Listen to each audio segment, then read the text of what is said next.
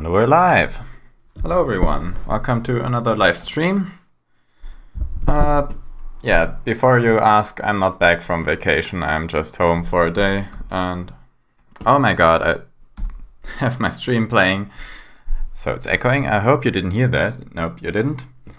And yeah, I'm at home for a day, so I thought I'd slip in a quick stream.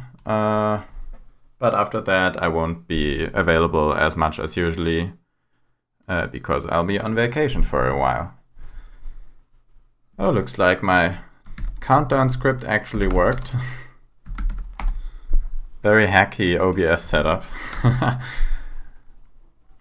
And I put it in the title. I mean, it's no secret that everyone in the Linux community pushes people to use Vim.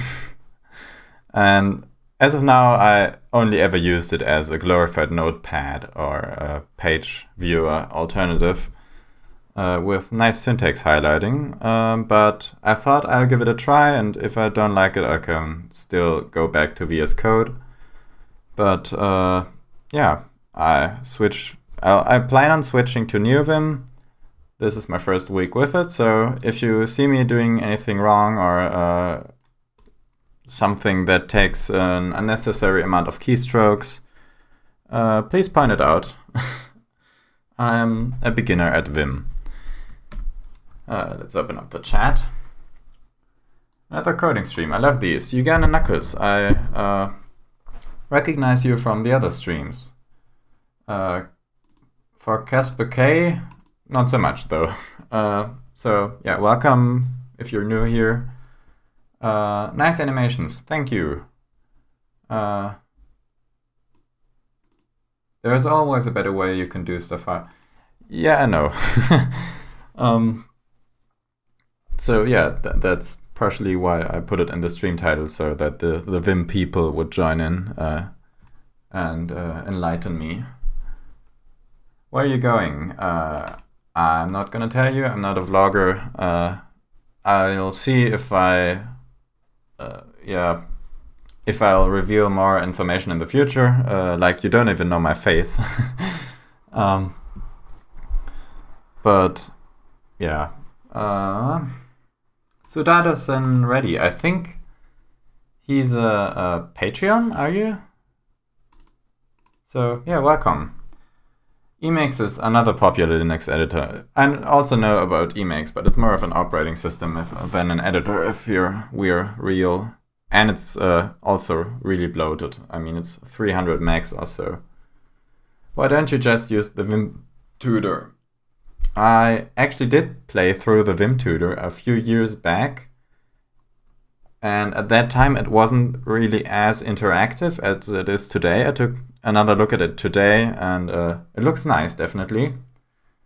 The Vim plugin for C-Line IDE is pretty nice. About Vim plugins, I mean, yeah, you're not getting the full thing. So the actual advantages that Vim has, like having a way to do everything faster, kind of, you're not gonna get that by just porting over keybinds. I mean, if you're used to the hotkeys, it's definitely nice, but yeah, I'm just trying Vim for now. Hello, Benny. How was your break? Mylinus here. Was good. Was good, definitely. I mean, it's not over yet. It's just been a week. And I'm just home for a day and doing a stream. After that, I'll be gone for another few weeks. So yeah.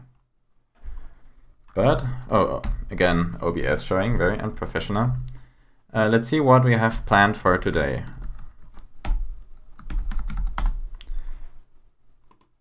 I wrote down a few things. What language are you using? C, C++. The low-level stuff is in C, and the higher-level stuff in Bash, mainly. So those are the two primary languages. I used to also use Python and GTK, but that got swapped out for also C and Bash mainly. Sup? Ovcharek. I don't know how to pronounce that. But he opened a few very good issues on GitHub, actually. I think also in the Discord. So what we have planned for today is to fix the overview mode for minimized windows. I actually noticed that while preparing the stream. And the bug is, this overview mode here just allows you to see all windows and then select the one you want to jump to, basically. And if you minimize a window, it still takes up space, which is obviously not intended. So it should be a pretty quick fix. Yeah. Nick Tanhi. Oh, yeah. I confused Discord for the YouTube chat for a second. I see you're trying out Vim. I use use the coc.vim plugin. It has extensions for most languages and it's pretty easy to configure. Try checking that out. I already am using that one. Whoops. I tried Vim a couple years back, but it was just a huge mess. I wasn't using NeoVim, I was using the normal Vim, and every single plugin that provides anything IDE-like required Python. But the default Vim distribution at the moment didn't have Python support. Like, there was only a minimal thing at the Vim website or anywhere I could find, and it's I couldn't believe that you had to compile your own editor to use basic plugins that provide auto-completion. So things appear to have changed, honestly. I mean, coc.vim is very straightforward and provides a lot of things that were missing back when I tried Vim for the first time. So yeah, I'm happy to give it another shot.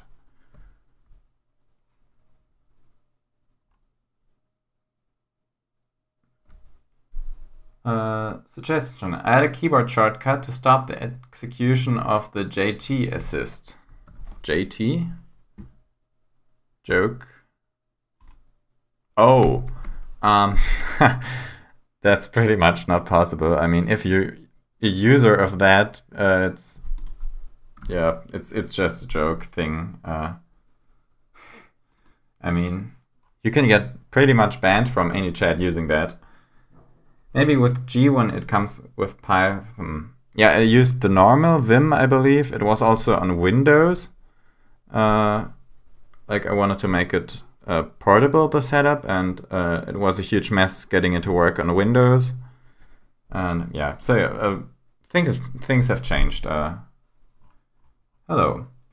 Is there any option to make a one-time contribution on Patreon? No, I don't think there is. But I have a buy me a coffee thing. Let's see if we can find it.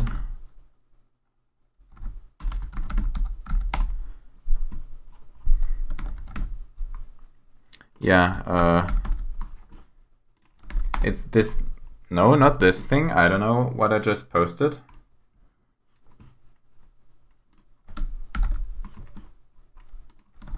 This thing.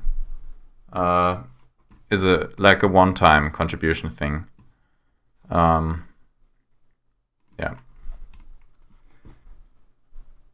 Could you add play clipboard with MPV to the instant assist? Yeah, sure. If you can give me a command to do that, I'm not that familiar with it. I mean, if it's possible to do that with a single command or like a script you can give me, I can add that.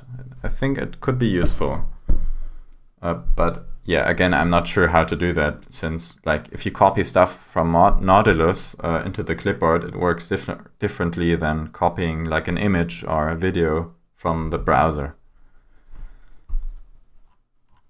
MPV link. Yeah, I mean, yeah, I can add that, but I think for now you'll have to give me a script to do it. Or I can look into it later. MPV path. Yeah, it depends on what is in the clipboard. If it's like the metadata from Nautilus, if you copy something in there or an actual binary, it differs. So I don't think it'll be that simple to do that. But let's actually get into the things that we have planned for today. Fixed, the overview mode minimized. Let's fire up NeoVim. What have we here? It's already opened. Where is it open? Oh, there we go. I'll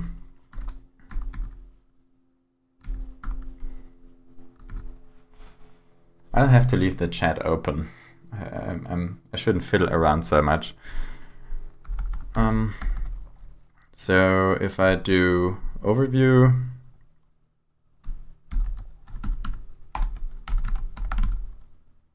overview layout, there we go. There was FZF, I believe, yeah. While Scott Hamilton, hello. Oh, Scott is one of the maintainers of the Nix part.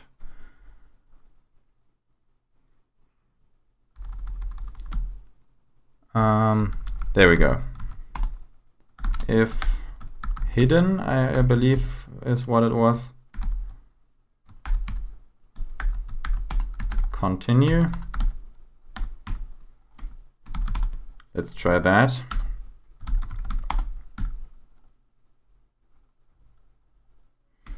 From my calculations, you are in the UTC +3 time zone. Oh, you mean because of the clock? I'm in Germany. I'm not sure which time zone that is. Middle European, I think.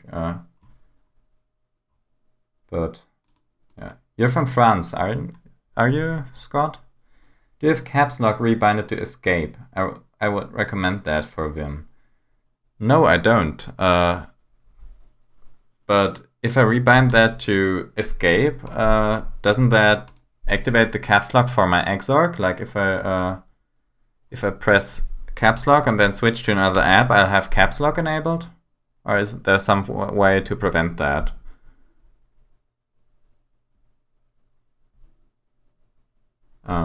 But yeah, it sounds nice. I know that Vim was designed for keyboards that didn't have the escape key all the way up where it's at now. So I think it could be a good idea to rebind that, since I rarely ever use caps lock.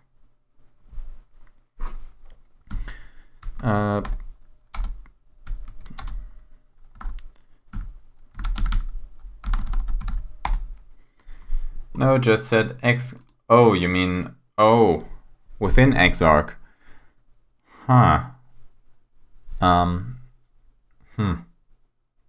Not sure if I want to do that, actually. An alternative is to use JK in insert mode to exit that mode. JK, you mean that if I type that in insert mode? Also sounds good, yeah, because it's on the home row. Also, I see that you implemented the side panel I requested. Yeah, I did. You can actually now change where the overlay is at. Like I can move it back up here, move it to the side, even move it to the bottom, and all the animations adjust automatically. And it works really well. But I'll also have to work on that in today's stream a bit. You can also just use Control-C.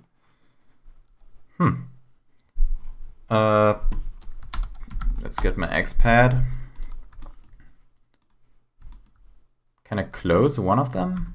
Yeah, I can. Let's increase the size a bit. I don't know why XPad doesn't have a shortcut for this.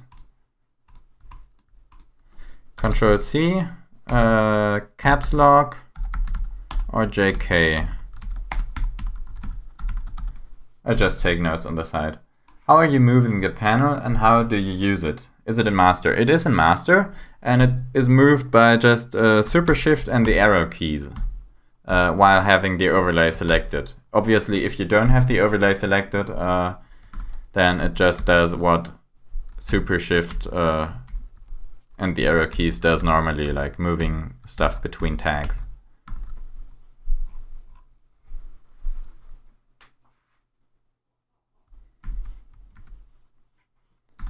But let's try if that worked. I'll have to restart the window manager to do this, so stuff will be messed up after that anyway. Let's do it.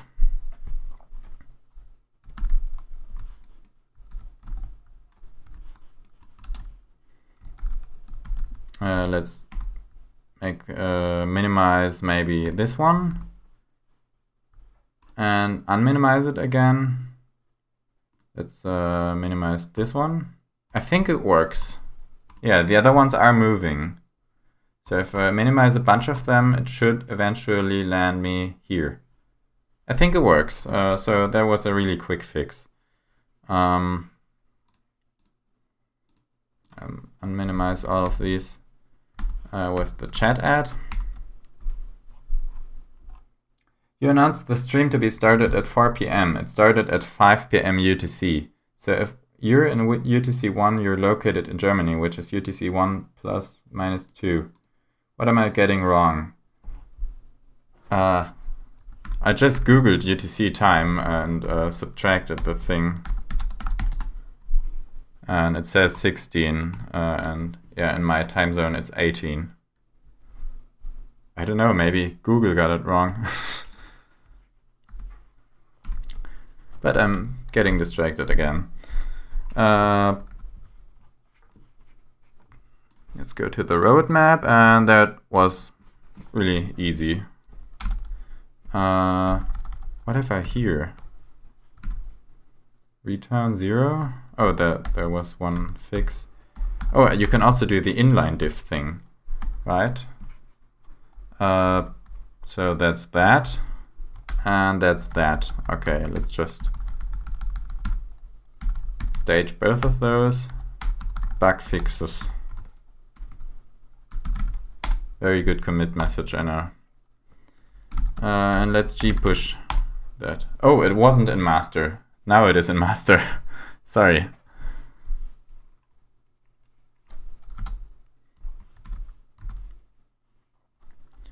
Next up, overlay side, fix resize and fix reset.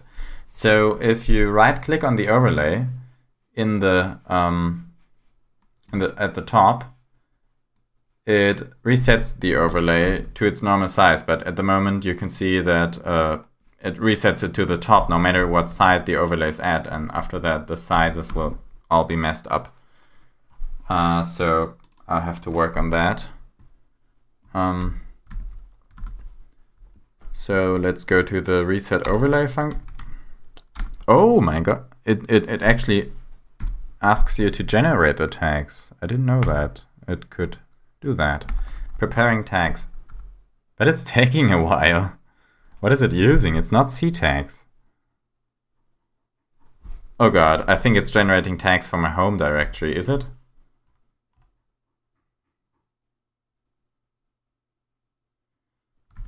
Oh god. Oh no.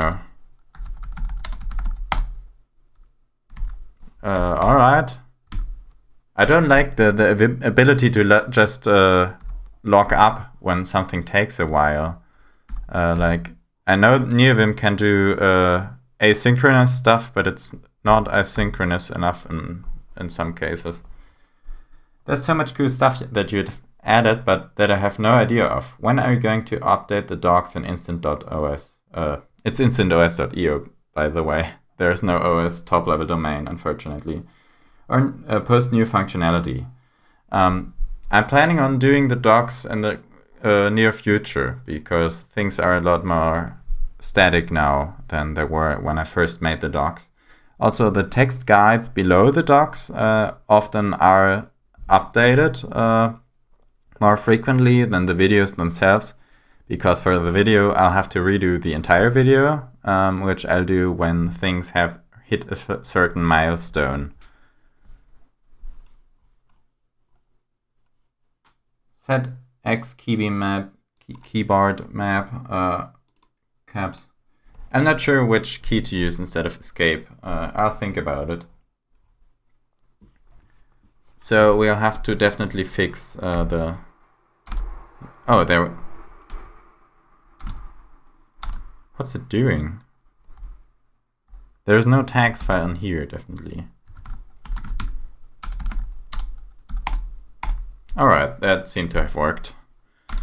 Didn't know what that was. Let's just go here and take a look at what going on here. So this is not the function we're searching for.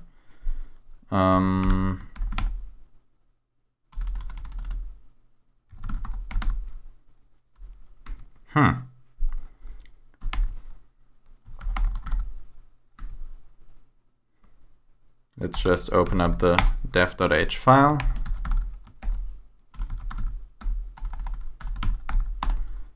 Win title, drag mouse, button 3. I think it's button 3. No, it's not. Button 2 is right click. I'm a little rusty already after a week. No, button 3 is the thing. Win title, drag mouse, drag right mouse. That's what we were looking for.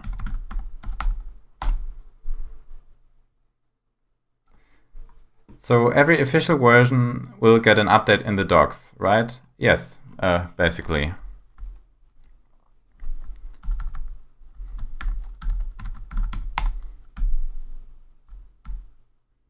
Oh, there we go. If it's the overlay, but I think we'll also, there we go. Reset overlay size, resize. Oh, yeah. So I think we'll just do another function for that. Can I think I have snippets. Yes, I do. Reset overlay size.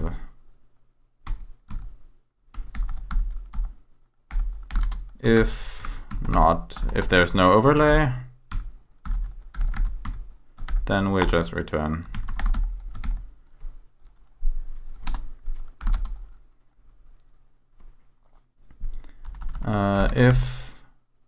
Let's do a switch. Salmon overlay mode. There's basically 4 modes. Mode 0 is at the top, mode 1 is at the right, mode 2 is at the bottom, and mode 3 is at the left. So we'll just do all of those. Or actually, I think we don't need, yeah, we do.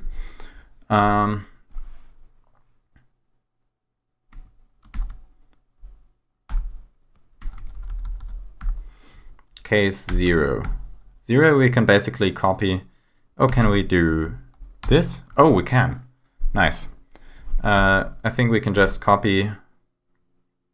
Can I do this without moving my cursor? I want to move my cursor down here. I think this stream is really gonna get annoyed by the latency.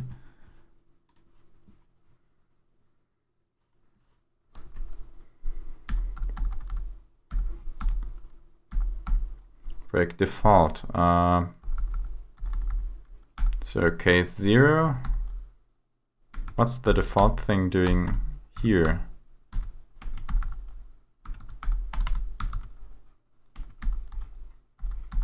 Yeah, I think that's, now it's aligned correctly. So case 0, it's just gonna be at the top. We can just copy this from down here.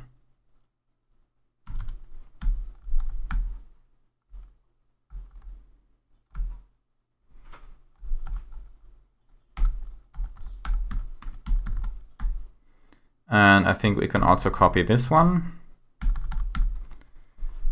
In Vim, you can use Ctrl-U and Ctrl-D and Ctrl-F, Ctrl-B to move faster in the dock. There's a plugin to add animation to the movement to make it look more natural. Ctrl-F, let's try this.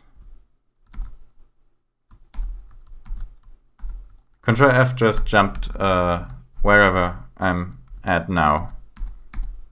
Oh, and Control B goes back up, but it only works if I press it twice. Oh, because of Tmux. Oh god.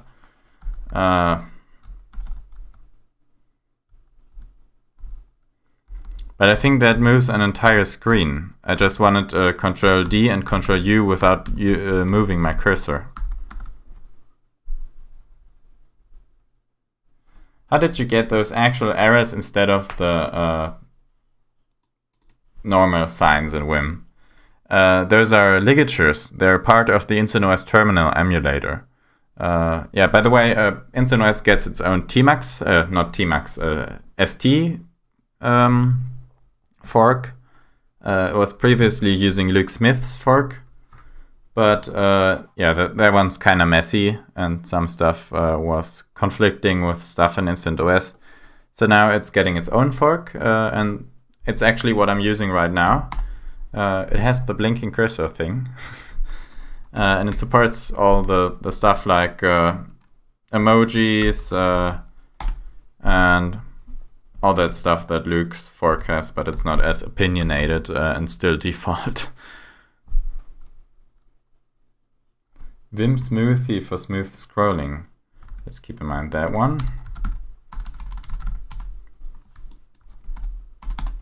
Vim Smoothie.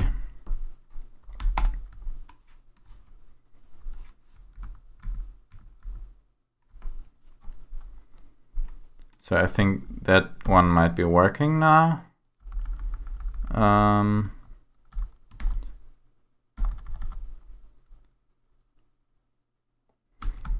Okay.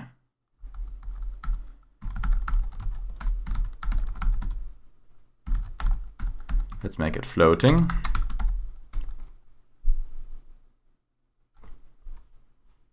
Sadly, I'm using Alacrity. I don't know if Alacrity has that, but it might also have. You'll just have to enable it, but not sure. The font I'm using is Fira Code Nerd Fonts. Like, it's a patched Fira code with a lot of icons in it. And I don't think every font supports ligatures. So it might also be that you might have to switch fonts. Drink something real quick.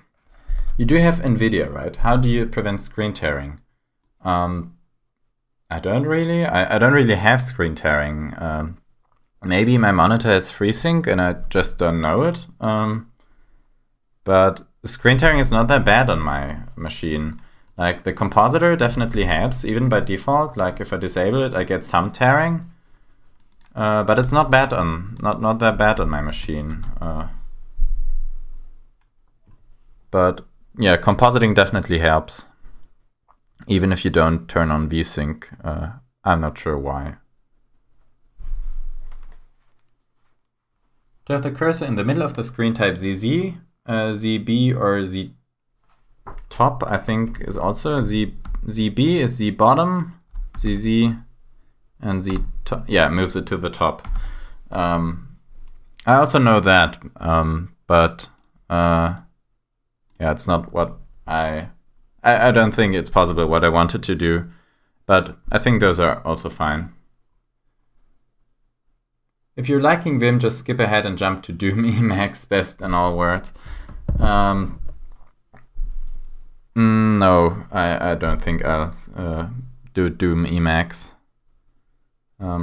Because if I have a problem with it or want to do something very specific, the Vim docs don't apply to Emacs for a lot of things. It's still an emulator, no matter how good it is.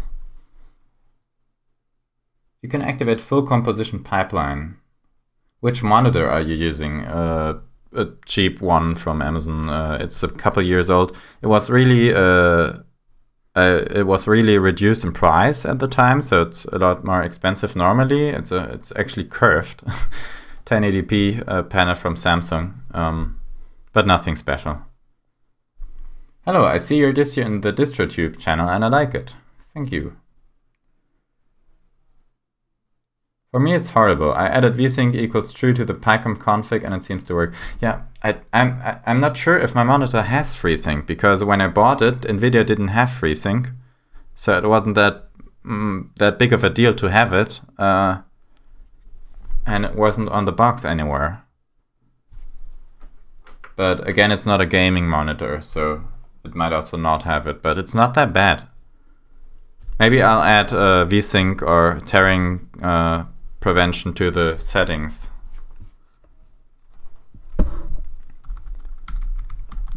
So case 1 would be at the right, where the chat is actually at the moment. So we'll have to resize. I really like that pop-up. It's also in VS Code, so yeah, COC works really similarly to VS Code. I think that's also what it's trying to do, but I like it. I mean, back when I tried it, it wasn't really difficult to get this, let alone make it work with all the other plugins. Now I just need to type correctly. Let's move it all the way to the right. That means the monitor X plus the monitor width minus let's just do a temporary client. Also I'm gonna go insane by typing Salmon all the time.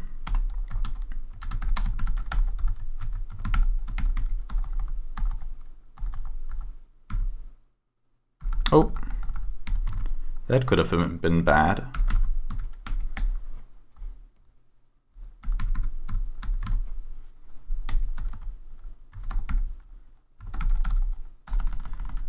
C.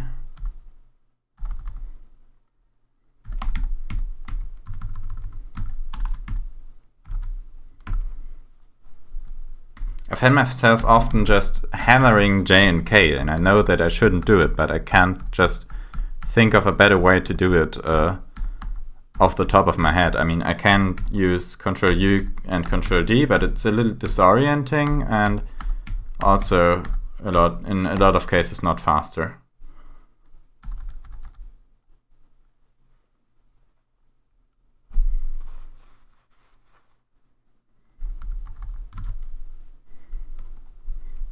So yeah, let's subtract the width from that, and let's just do this 40 Salmon. Wait, where am I at now? Yeah, the width. Salmon.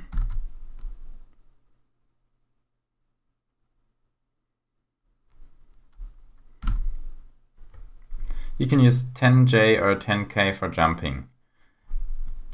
Yeah, that's right. I have relative numbers enabled, so I can just quickly see if I want to jump here. I can see the 19 and just do 19K. I'll just have to get that into muscle memory, I guess. I will leave this stream tomorrow. I will go swimming. Sea is super hot. Yeah, have fun. At the moment, it's not that hot here where I'm living right now, but like while I went away, it was actually the hottest week we had in like a long time. And I was away where it was not that hot, so I was kind of lucky. Like it would have been really tiring being here when it was that hot.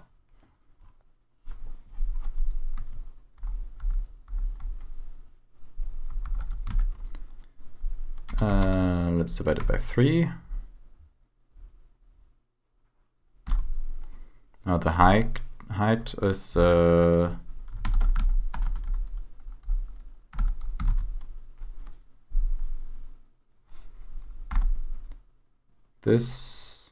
that's just the height minus 80 and true. So that's at the right side, and of course break. I like visual line mode. There was something I was actually missing from VS Code. I'm using that one a lot. Let's do the bottom. I think for that we can just copy this one.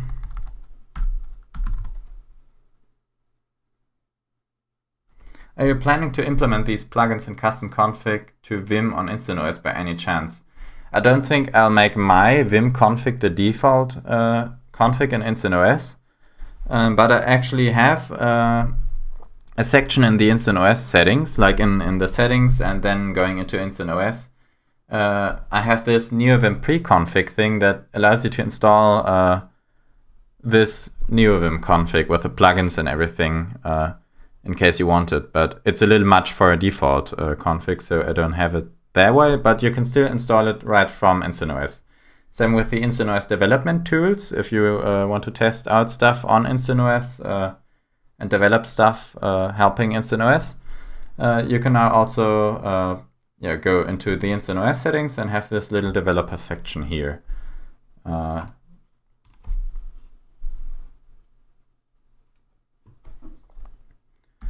So yeah, you can install this exact config from InstantOS.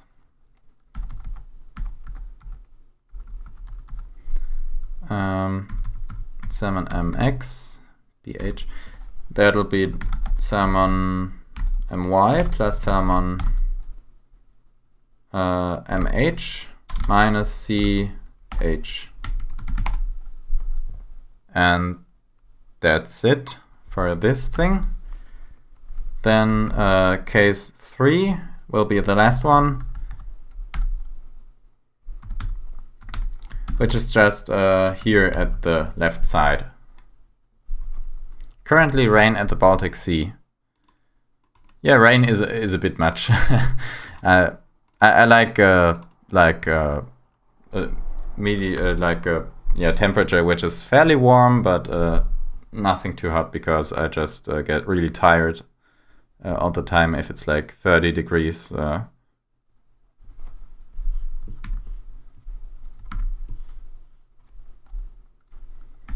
So in case 3, it's I think we can just delete all of this, and then we should be fine. Now we just have to fix the warping thing. Label at the end of compound statement expected. Did I copy this from somewhere else? No, I didn't.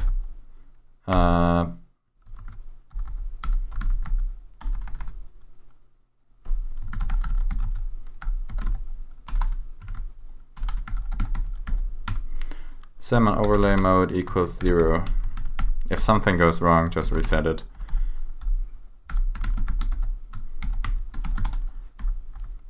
Now the warning's gone. The warnings also work a lot better out of the box in COC than in Visual Studio Code, I think, or like at least my first impression. You can use VIP to select inside a paragraph. Paragraph is defined by empty lines. Yes, it is. So I actually have to pay attention now to where I'm putting my empty lines. Can I also do this with methods like scopes? No, not methods. Like with scopes. Like if I want to jump, select everything within those within those parentheses. I think that'll be really useful for programming. The paragraphs thing is more for writing normal text. I think there is, but I forgot about it.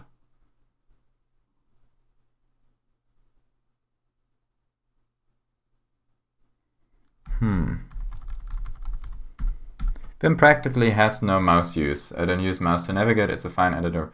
I do not plan on using the mouse. I was just pointing at stuff. I'm not gonna go ahead and do this and then move my hands back to the keyboard. I think that's actually a very slow workflow with Vim.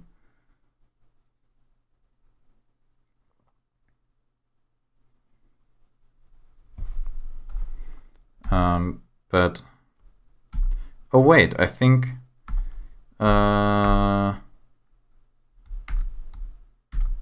oh no, I can jump to parentheses, but oh no. How can I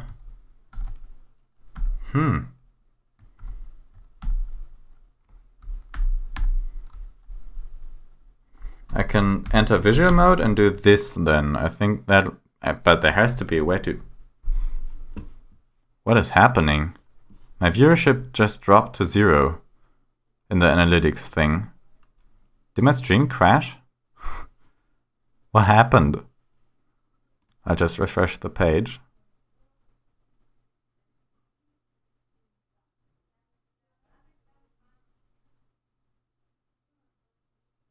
Yeah, the analytics just went bye-bye. I mean, alright. Seems like you're still there, but I just showed to you this. This looks strange. Like, how can a bug be this bad? Like, I don't get it. Like, I mean, with how much money Google is making, there really is no excuse for major bugs. Like, the Android app can be really buggy at times, and I just don't know how. I mean, it has about the largest testing base of all apps. I mean, except like WhatsApp.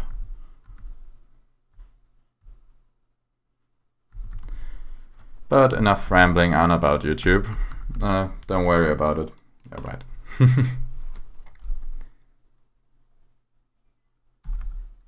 Oh, now it's back up again.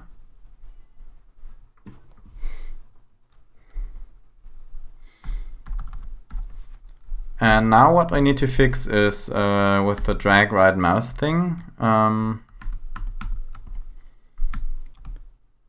Here, it warps the pointer. No, it doesn't.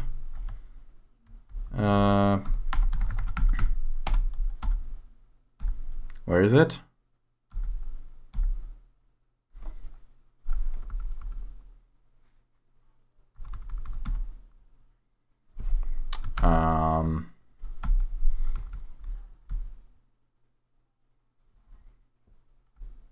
Oh, wrong function.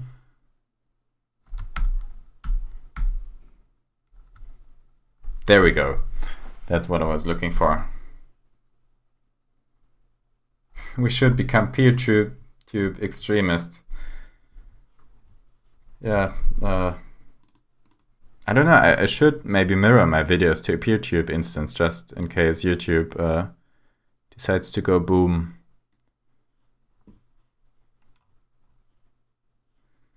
VF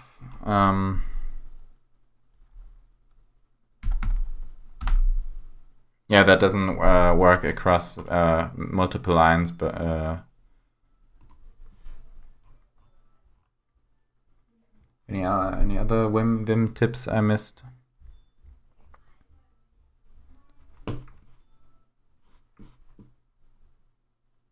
No, I don't think so. VA. All right. Huh.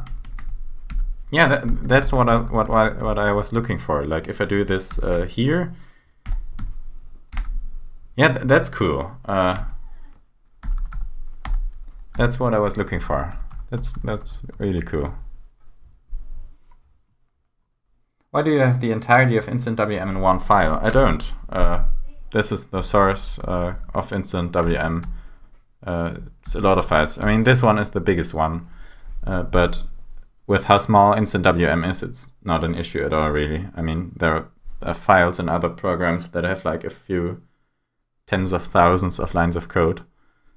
But yeah, this is the main file, documentation, but this one is not updated regularly. I also need to redo that one. It's basically stock DWM in this case. Desktop file, the header file, is with lots of function definitions in it. Layouts contains all the layout functions. The make file is pretty obvious. This one is from a DWN patch. Oh, the warnings don't recognize that this is sourced into another file. Push.h is also from that patch. I think there might be, yeah, there's some of my stuff here, like this one. It's not stock patch anymore.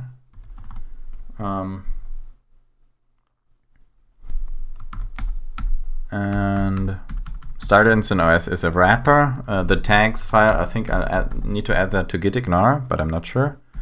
But yeah, it's not just one file. Whoops, that was not what I wanted to do.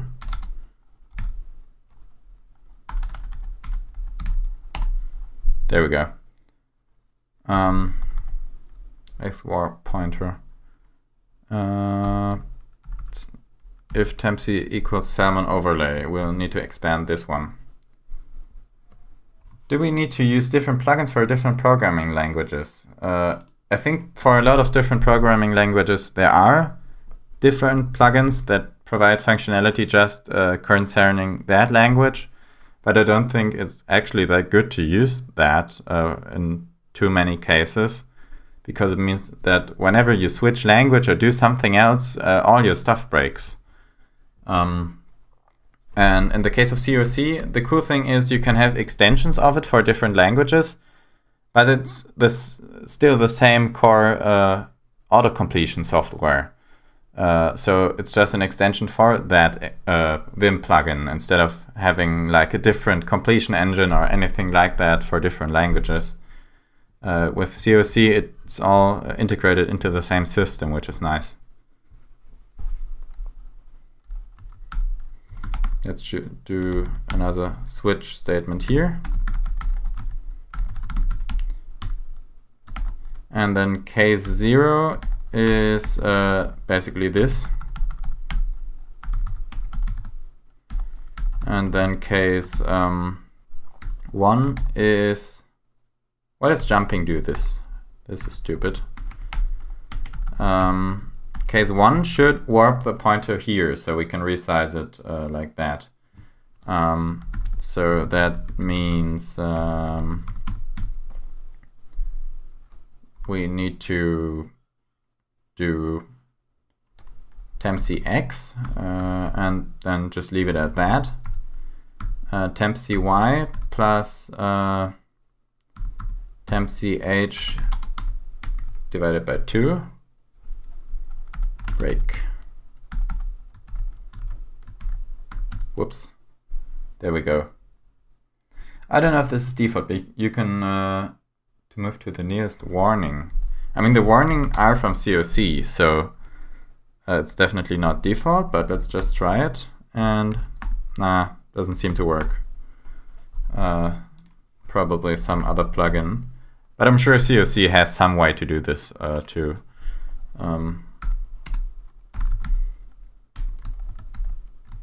Oh.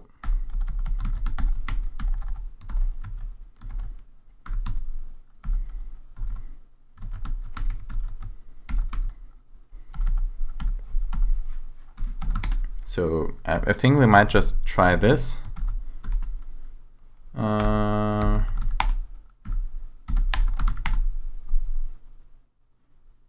Compiles fine, that's a good sign. And let's restart the window manager.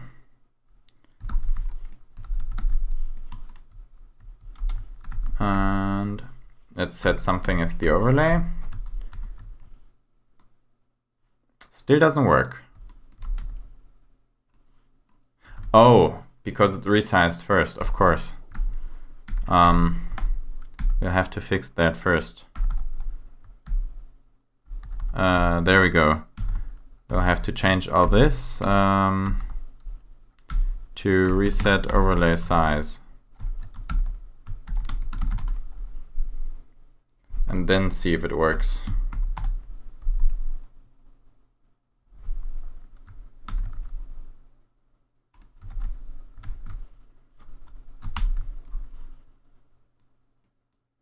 Now it just does nothing.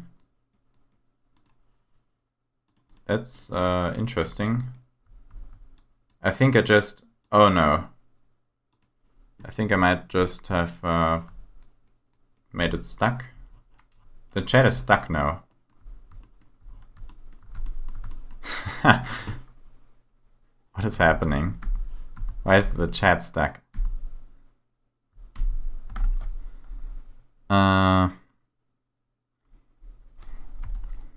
Let's regenerate the tags.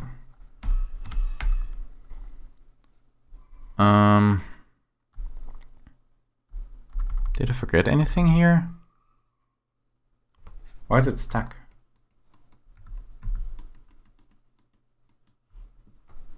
Drag right mouse. Reset overlay size. It should be fine. Like if we comment that out. Oh, by the way, is there a way to quickly comment out stuff using Vim or either COC? I don't want to add another plugin for just that. I know that there are a lot of them, but just like select stuff in visual mode and then comment it out. Titanium Town. Hello. The InstaNoise Arch. Not Arch. I already said that last stream. InstaNoise ARM developer for the Raspberry Pi and maybe PinePhone. Let's just go back to this and try rebuilding it.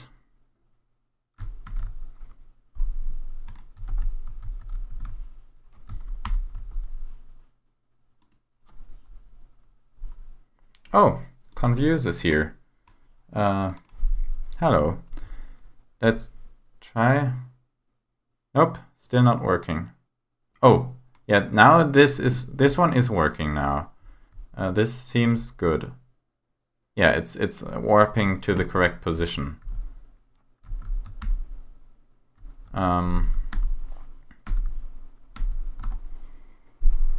Control V, the block mode, and then capital I.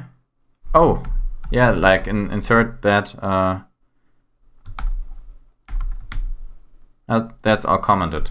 So if I wanna uncomment that, like I think Visual Studio Code has a way to uncomment stuff too. Can I just I don't know, XX? No, definitely not. Can I mean, I can do this.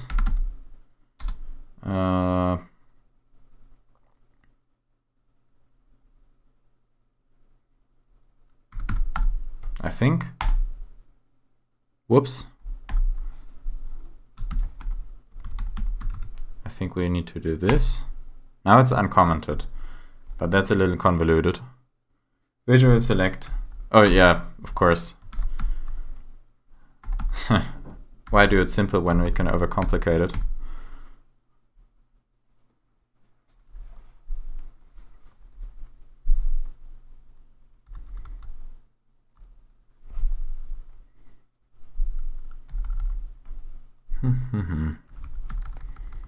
So yeah, we'll have to.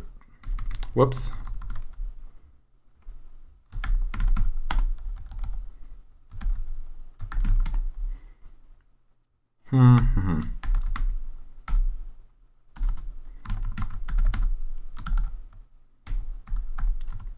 Reset overlay size.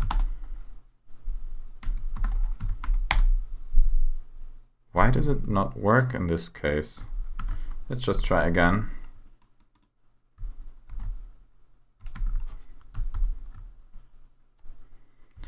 So this works. Oh, this also does now. I think I just forgot a semicolon.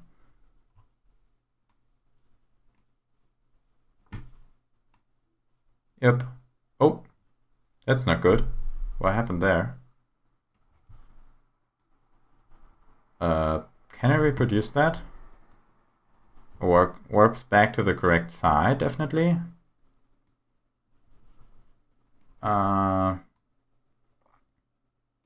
What is this? Why does it do that one?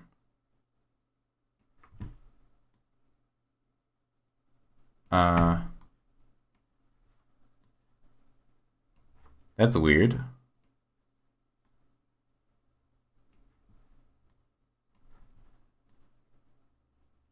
Why does it do that?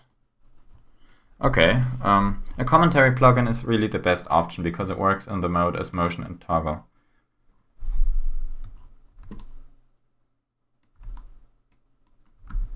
Okay, this does definitely not work as intended.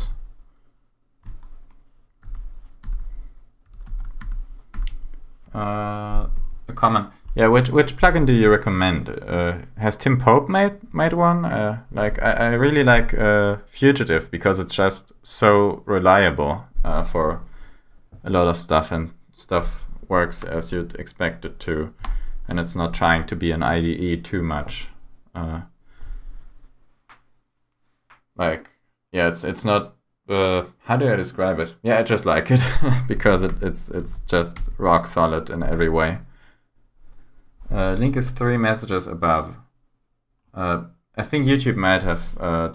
Oh, I don't have the live chat. I think YouTube might have yeeted that one. I don't see it.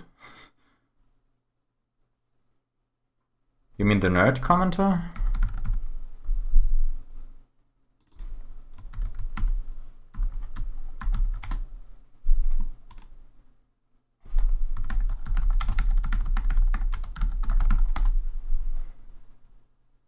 I think.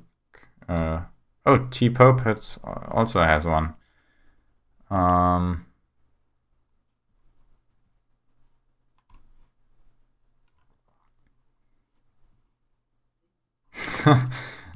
Now you're getting censored again.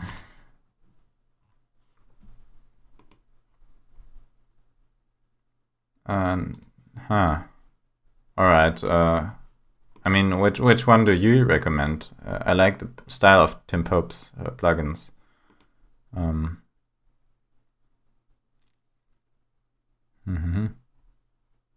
Does it need anything special?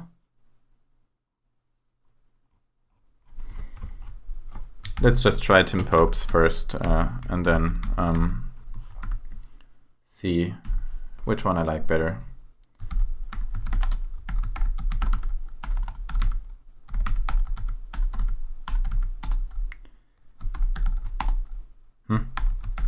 Oh.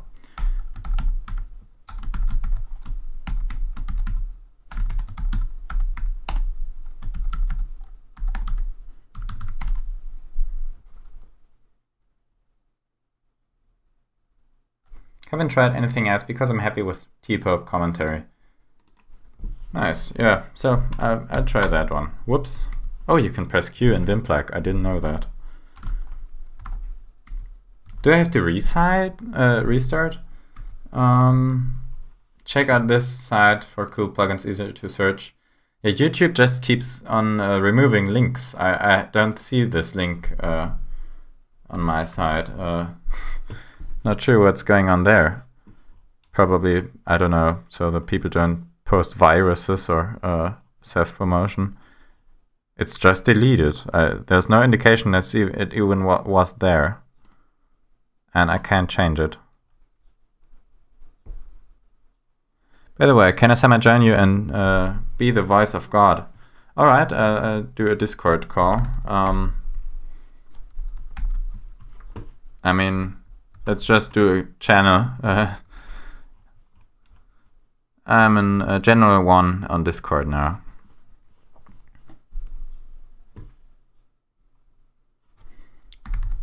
Huh, nice. Whoops. I think Discord crashed. I hope this doesn't interfere with the stream.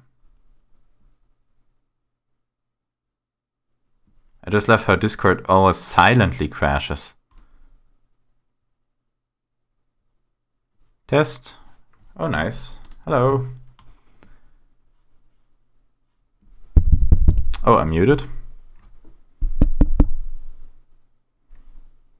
Oh, now it works. Does it?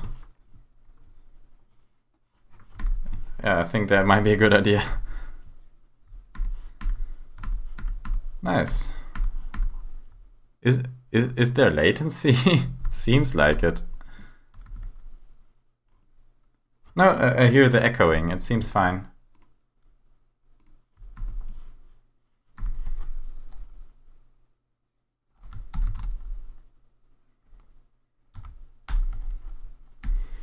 All right. Oh, I think people can't hear you. Desktop audio. So now you should be able to be picked up by OBS.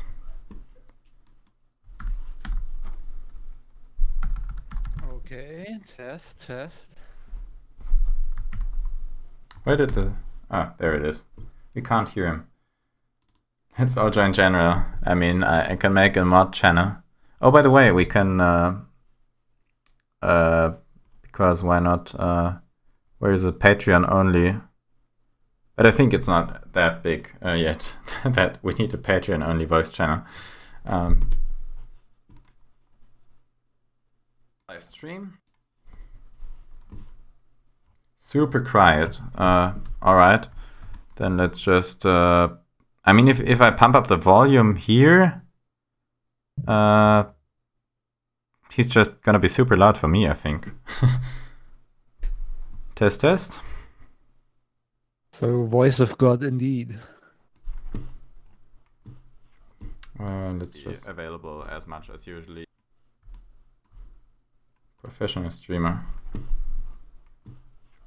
Let's just available as much as usually. Oh god, I think I just entered an echoing loop. I'm not gonna do that again. All right. Can you hear him now? Like, if you can. I am saying things. You're doing good. Oh well, I learned that last time. Oh, I think I can just increase that here. No, I can't. Desktop audio, I can increase this and then decrease this. I think that should be fine. All right. Let's see if this works. Nope, this one doesn't yet.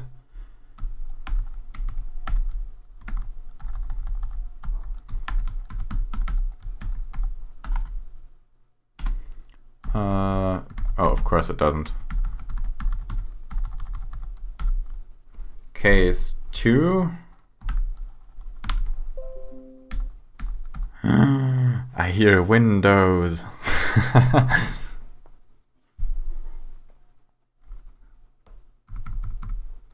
Oh, I'm very embarrassed by that.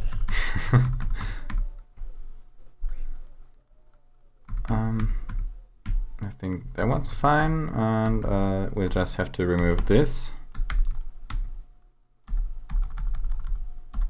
And then copy this one. Last case would be to add temp C height on that. What is it now? Oh, of course. And then it should work. Let's just try it. Oh, nice! Your Vim has ligatures. Yeah, it's the new. Is an actual error. Yeah, it's the new terminal emulator, like the new ST fork. I think Lux also had that for a while, but yeah, it's now a custom ST fork for Instant OS because Lux was kind of messy. You already switched over to that one. I see. Yeah, I think it's not in the repos yet, but I'm using it. One problem it does have is that the fancy loading animations, like if you install COC plugins, normally there's a little spinner there and it just pulls up the question mark symbol because it seems to not be able to find that stuff. It's using the same fonts as the previous ST fork, but it still can't find the symbol. Not sure what that is about, so if anyone knows how to fix that, then let me know, because I don't.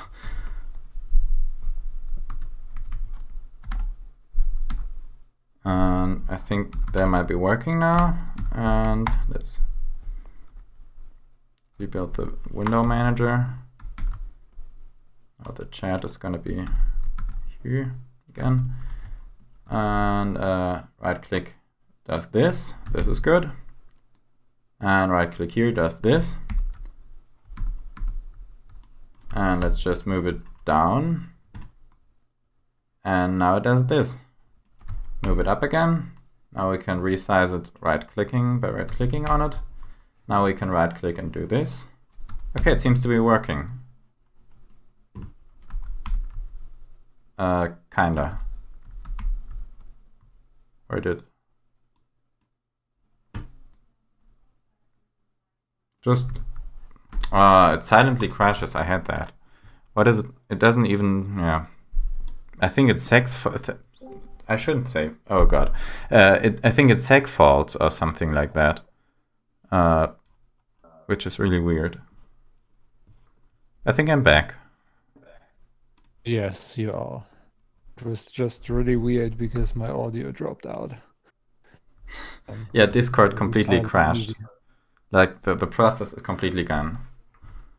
Yeah, I'm not really happy with the new update. That seems to have caused a lot of trouble. Yeah, it's been doing that for a while for me. It used to just completely mess up my Pulse audio. They have fixed that, but it's just a mess. Discord has the strange habit that they force updates on you, and every time they release one, there's no grace period or anything. They just switch over, and you are supposed to eat it. Testing in production.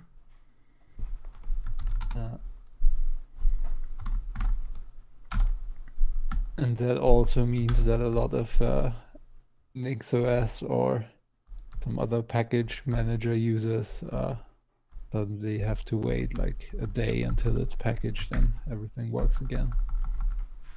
Yeah, I'm running Manjaro on my laptop. Whoop, sorry? And many developers have asked Discord to at least introduce a grace period, but so far not to any success. Like I'm running the Manjaro edition of InstantOS on my laptop because I just installed that back when it was based on Manjaro. And for Manjaro, it took like a week or 2 weeks for that update to arrive. And until then, I had to use the web version of Discord. Yeah, Nix was really fast. I think they were like 1 hour or something, because it was That's almost really... instantly fixed, but the CI had to run through.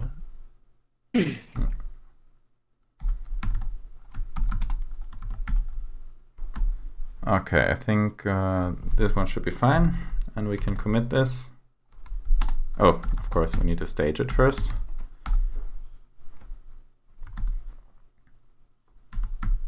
Again, Discord crashes for me too. It's super weird. Like, it does it constantly sometimes. 5 minutes gap between the crashes. Then it goes away for a few days. For me, it always crashes like when I join a call, but once I'm in the call, it goes away. So I just need to do a few attempts of joining a call. Still weird.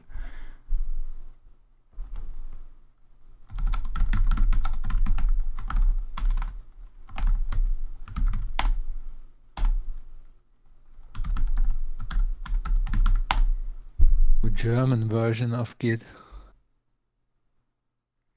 Did it say something German on there? Yeah, there was something in the comments. Commit message. It's also completely mixed now with Fugitive being English only. I hope.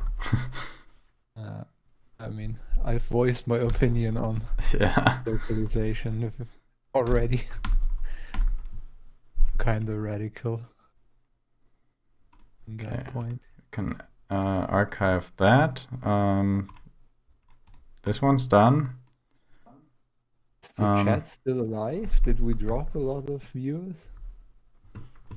Let's see. I mean, analytics say 0 viewers, but the other thing says 24 viewers.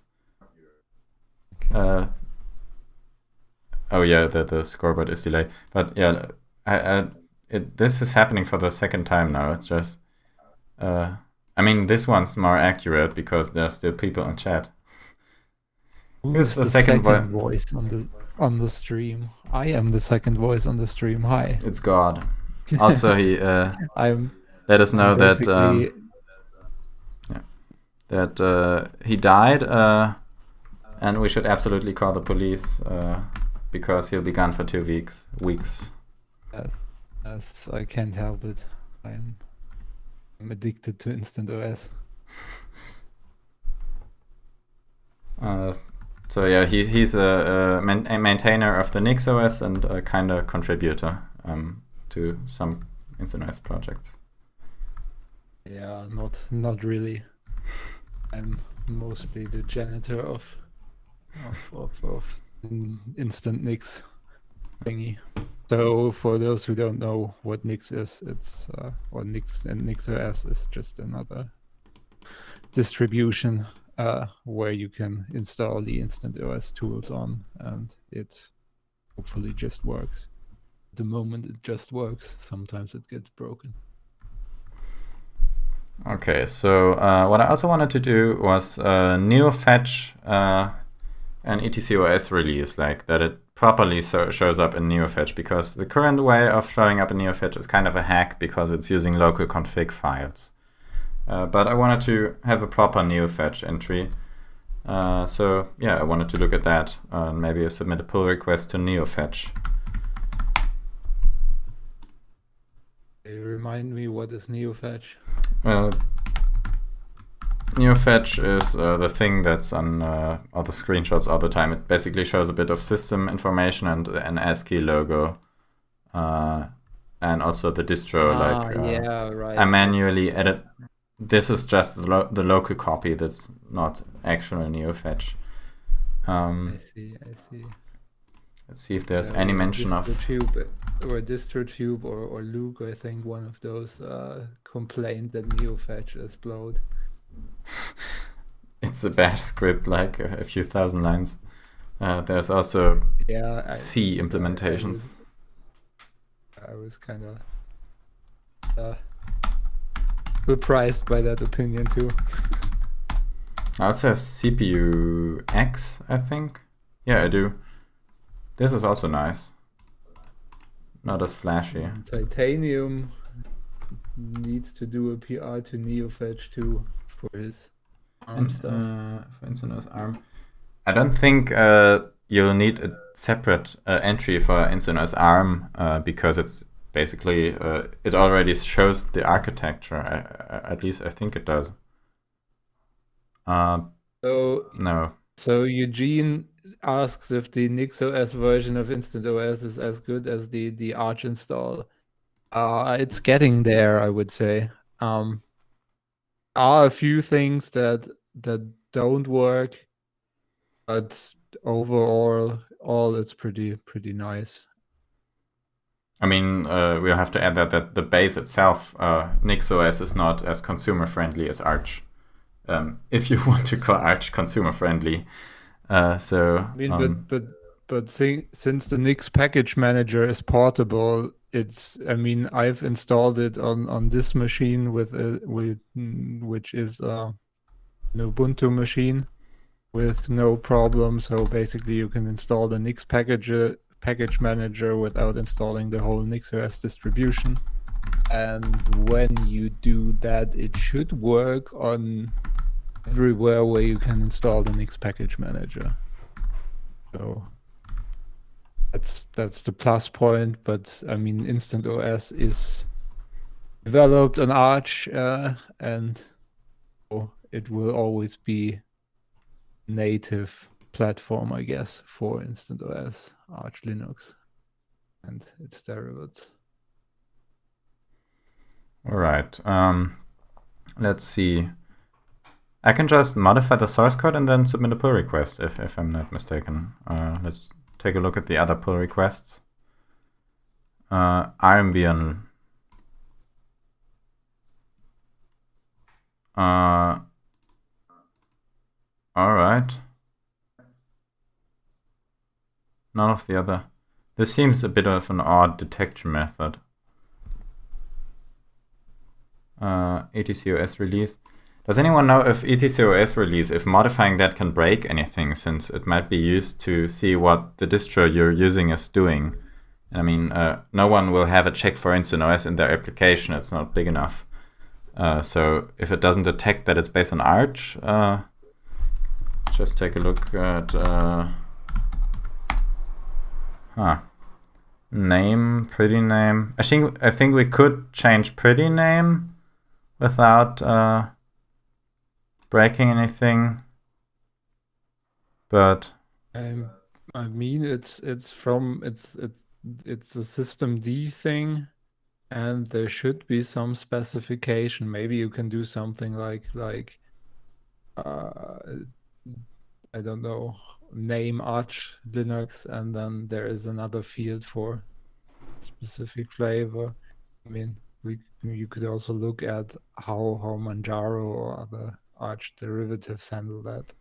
I don't have an Arch install right now, a Manjaro install right now. Maybe I can just, do you have a Manjaro ISO? Yeah, I do. Let's just set up a VirtualBox really quick. Yeah, I'll see if I can find the standard for etc OS release somewhere on the whatever the systemd stuff is. Systemd website is. Wait, I didn't know that etcos release was a systemd thing. Actually, I might be misremembering, but Leonard Potternick or whoever, however the last name of the systemd developer is, I think he said that in one talk that it's kind of built into systemd, and they have their own standard for that. Just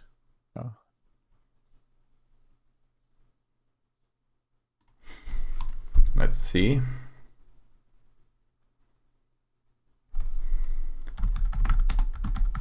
I don't know why this one doesn't have auto login.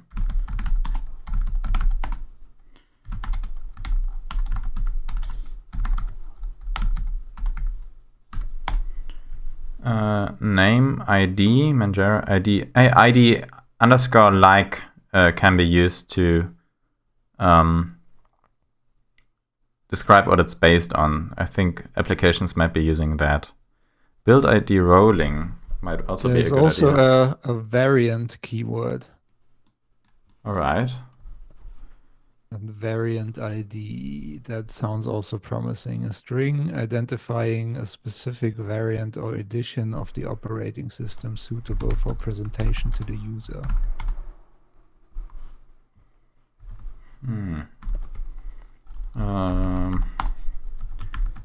Let's just search for variant. This field may be used to inform the user that the configuration of the system is subject to a specific divergent set of rules or default configuration settings. I think that might be a place to add the InstantOS ARM thing, Raspberry Pi. The example says it's for things like Ubuntu Desktop, Ubuntu Server Edition. Oh, yeah. Smart Refrigerator Edition, so you can't say that. Yeah, it's not used anywhere in NeoFetch. Let's just try. Yeah. I think it might be using name in a lot of cases. Oh, it's in the free desktop specification. Oh. I think it's using name. Let's just do Antergos. I mean, doesn't exist anymore, but okay, what's this case? Can I jump to the case this is in a quick way in Vim somehow? Sorry, I didn't pay attention. can I jump to the case to the that this belongs to? Like this is a case statement in Bash. Just I'm outer sure level. you can. It should be a count as a block if the words. Oh my god. Yeah, it should count as a block. Maybe you can do it with curly brackets. All right. Opening curly brackets if you're inside Nope. there. But this also seems to work. I mean, because we jumped to the function, but curly brackets literally takes the curly bracket. Yeah, annoying. I mean, but this one just reads the ASCII distro.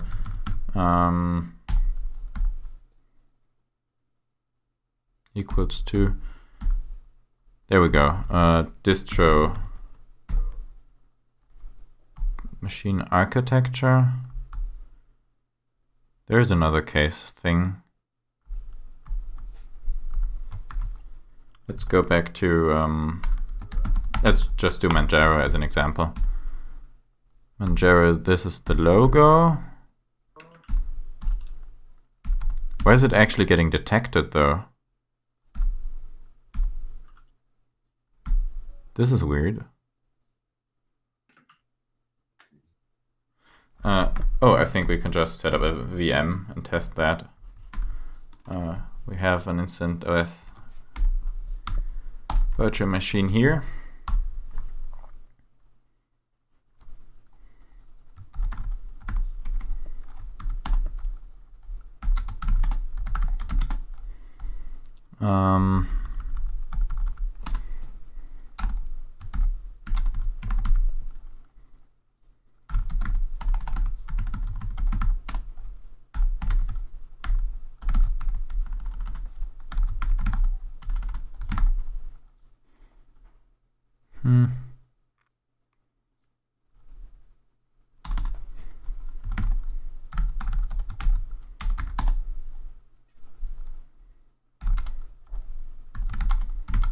Is it possible to swap workspace content in multi-monitor setups? That's one question in the chat. Oh, sorry, I totally forgot about that one. I need to do a PR to SDOS. I would like to say Instant OS ARM. Yeah, I think that's an you can set the variant thing. Name equals Manjaro Linux. Is it possible to swap workspace contents in multi-monitor setups? You mean move an entire workspace to the other monitor? Or how's that? Like, at the moment not, but it shouldn't be difficult to implement. I would like that. Hello there, General Kenobi. /case. Yeah, but if it's a nested case or something like that, it doesn't work. Also, I think it should be question mark case. Gotta go. See ya. Bye.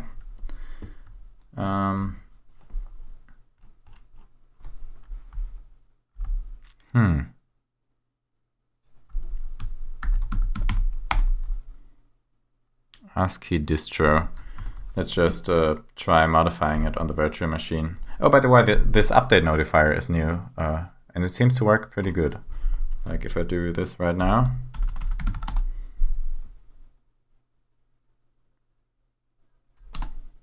Yeah.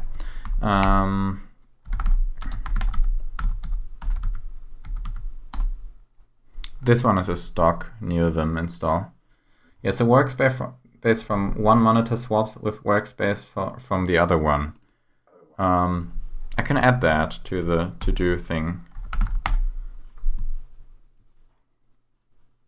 Let's do 1.0 release. Swap workspace contents.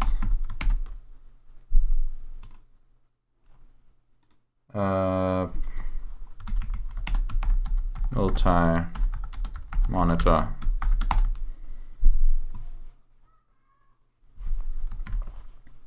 So many windows open.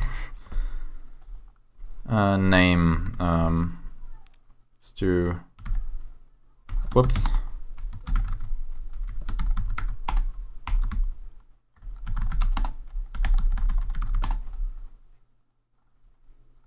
That was wrong. That's also wrong.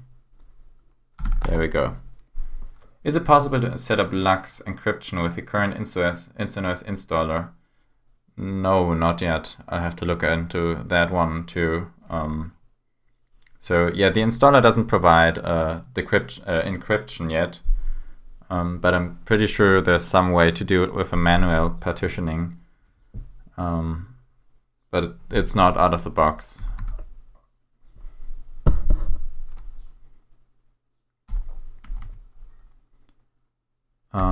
ID arch, ID underscore like B. How does the installer process set up the bootloader? You use grub, right? Yeah, it's grub. It does that on BIOS and EFI. Yeah, okay. Then it should be trivial with manual partitioning. Doing an FS table. Build ID rolling, ANSI color. We can also change the ANSI color. Which color is this? Can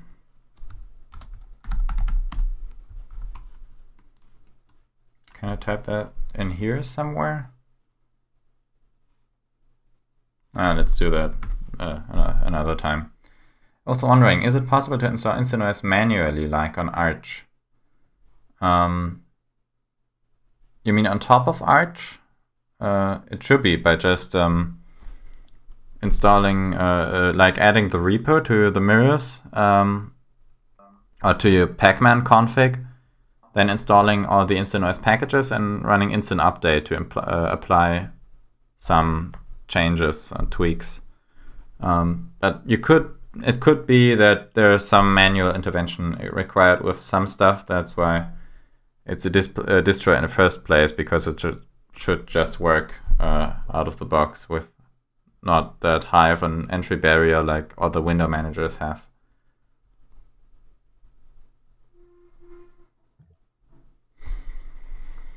I mean, in essence, we do this with the Nix variant. We don't use any installer and anything. We just install the packages with some Nix specific modifications. So it's not much to do.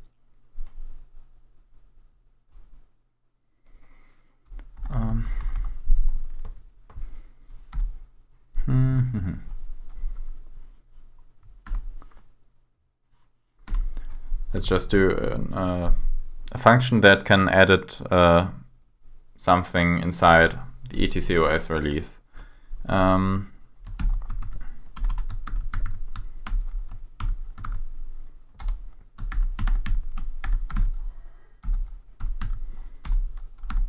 Then SED-I.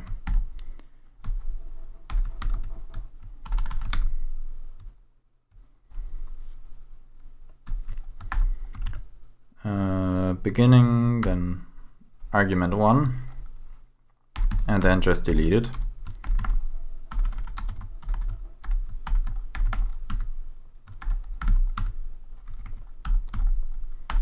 I also really like that it auto-completes file names. Like Visual Studio Code doesn't do that in any way.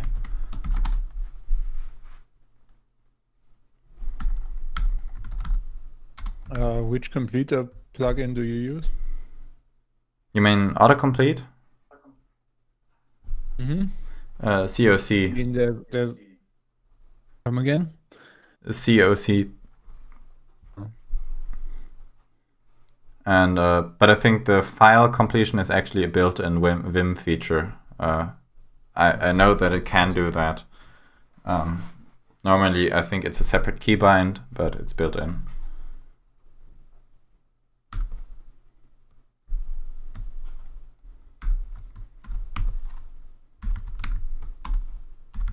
Yes, I've not really decided on a good the solution for Vim. I think there's a language server client now coming up in one of the COC might is even be in COC there. is a language server client. Like I'm using CLangD Yeah, for I mean, C development. I mean, in NeoVim is going to have one Oh. built in, Oh, or it That- already has. But I'm remembering one of the pull requests to NeoVim from some time ago was basically a building in a language server client. cool.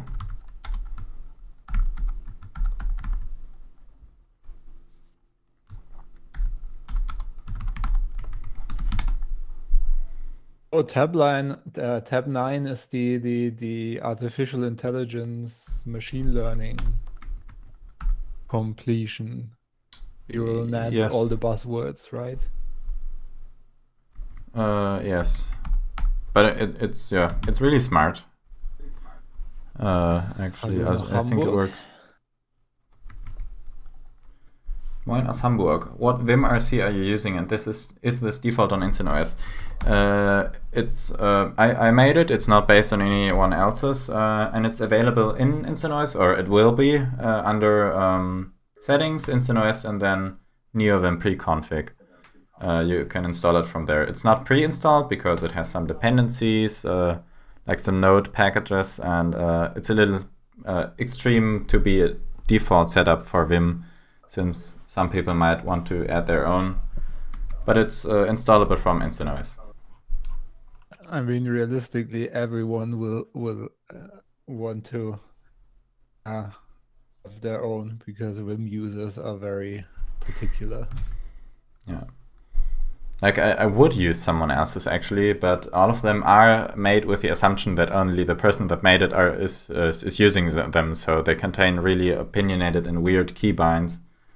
I mean, with all other things like VS Code, I was using basically stock VS Code, because the defaults were made in a way that they were usable. But yeah, if there are some weird keys, with all the IDEs, it gets increasingly difficult to just change a few key bindings, because then they overlap and then you have to change them all, and you kind of fall into the rabbit hole of getting your key bindings consistent. So I usually also just use the stock key bindings because of that exact thing.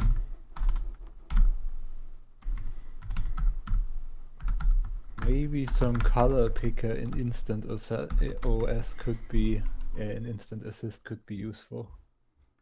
I actually thought about that yesterday. That's a coincidence. But yeah, at the moment I'm using gpick, but I don't think it's a good pick for Instant Assist because it doesn't have a good CLI. But something really simple would be cool. Let's just add that.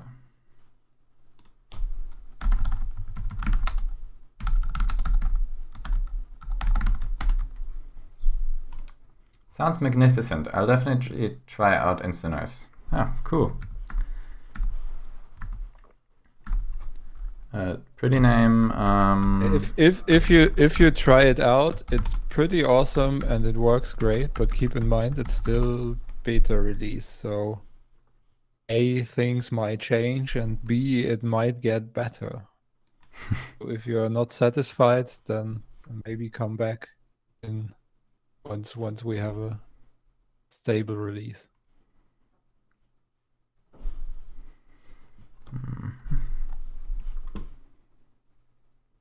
I can also set documentation and support URL in the ETCOS release. I think I'll do that. If Arch doesn't already have that. But I don't think they have. Oh, it does. But I think I can change the home URL. Oh, Yagishwa is in the chat. I think I had a lengthy conversation on how to start programming with him the last live stream. Yeah, I think I think that's him. Hello.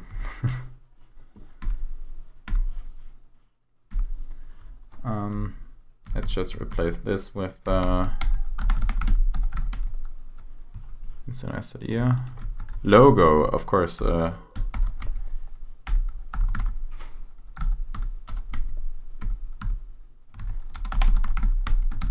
Oh, that's where the logo thing comes in. Of course, and it might just display the pretty name straight from ETCOS release. Let's just try that.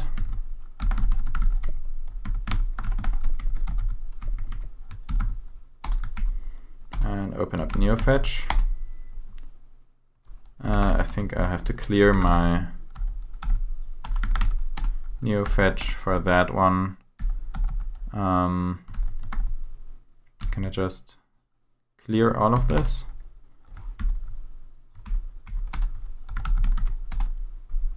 And it still displays Arch Linux.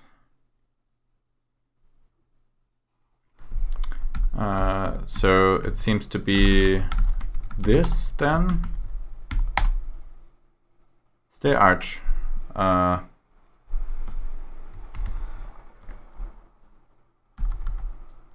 ID Debian. Still Arch. What's it doing? Oh, it generated a new... No, it didn't. Is it caching stuff? Whoops. What did... do I have to change the ID to make it say something different?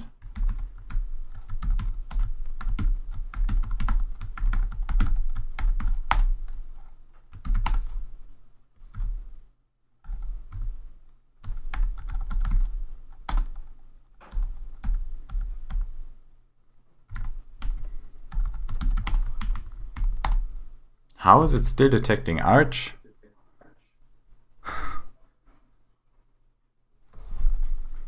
Oh, maybe because of this. Because of what? I'm changing stuff in ETCOS release and it still detects Arch. So it might not be even using that.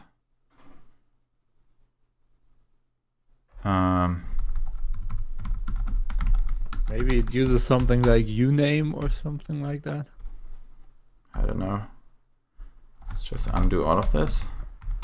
Or Still LSB completely release the is same. also a binary that gives system information. LSB, is that somewhere in ETC? LSB_release. I don't know what standard that is, but I've seen that as well for metadata on your system. ID. HD.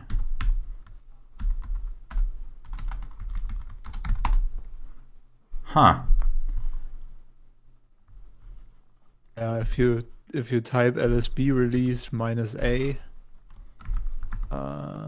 what does that say? -a. Wait a sec. Sorry. You already opened the man page. Sorry, I didn't see your live stream. It's delayed. I can make a screen sharing in Discord, but I think that might be too much for my internet. No, it's fine. I just didn't have it open. And because Linux community likes to customize their config files. GetOS kernel name is in a function called cache uname, and it's just the output of the uname-s. Thank you. Line 921. The question is, how do you change the output of uname? Case kernel in Linux. So now the OS is Linux, but now we'll have to find where the distro is set.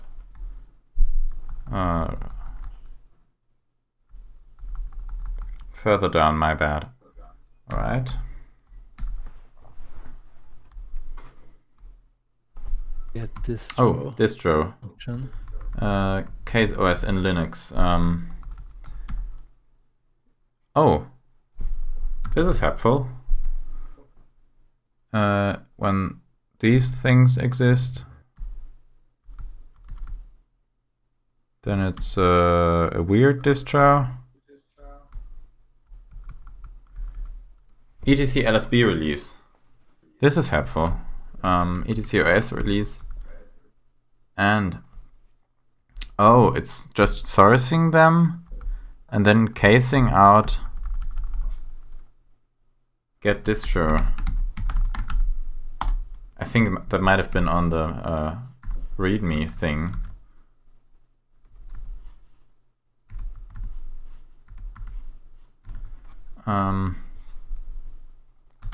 Let's do C tags.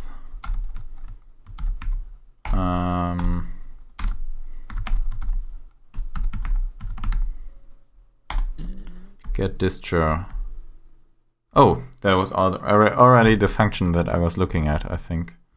So Titanium Town is asking how you are going to package the OS release file. As another, because I don't people think on other distributions that just installed the packages maybe don't want that to change.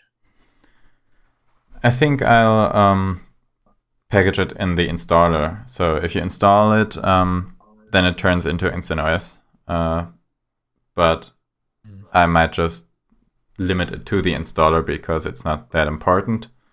And let's just increase. Let's not have false positive detections of Instant OS etc OS release. So just the installer. So now it sources those, yeah, and then it starts going through all the different things. Distro shorthand in distro name, format the name. So let's take a look at LSB release and see if that changes anything. Ah, this looks more like it.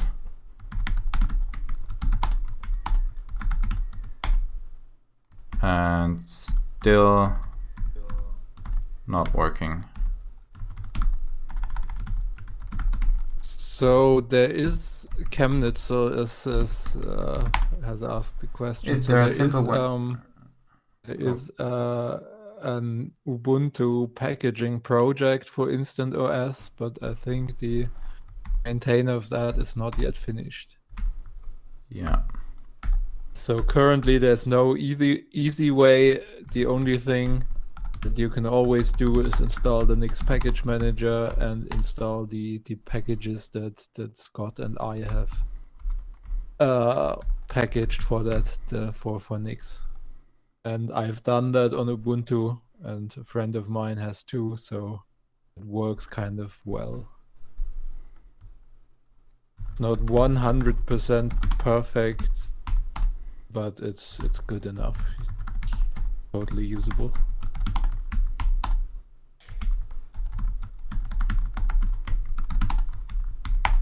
Okay, I think I found where it needs to be changed. So now if I just do this, then it should show the generic Linux logo. Yeah, it does. And that looks good. Chemnitzel, there's not yet a complete guide, but if you go to the Instant Nix part of Instant OS, then in the README there's a lot of stuff on what to do, how to do it. I'm if I have the time at some point, I'll. If you got Discord to share only one screen, for me it always shares all my monitors. I think that's a general Discord issue. You can stream individual windows. I got that to work, or the entirety of all monitors, but not a single screen. I think that might be the Electron screen recording thing messing up. But I definitely detected this now. Arch Linux.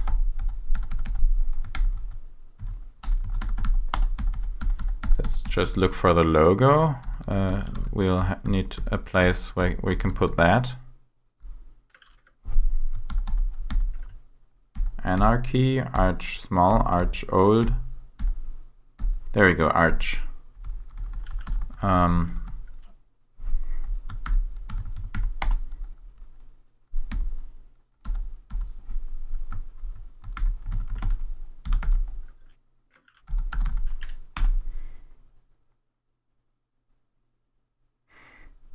Oh, Titanium Town is in the voice chat. Huh. Alright, I mean, if people don't start spamming it.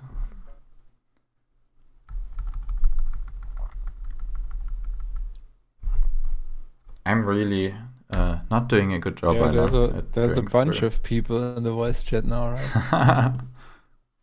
This is Jerry.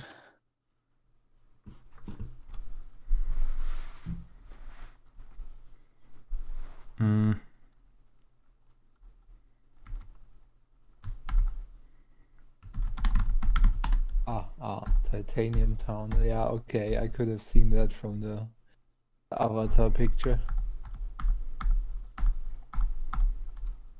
But hey, I had interaction with you. Titanium slash Jetson. ASCII distro is the same as distro. I remember that name.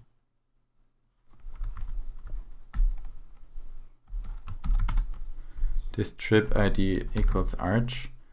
What if we change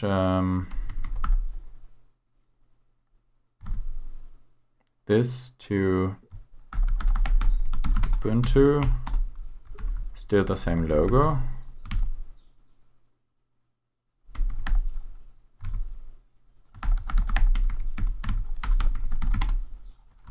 And now this.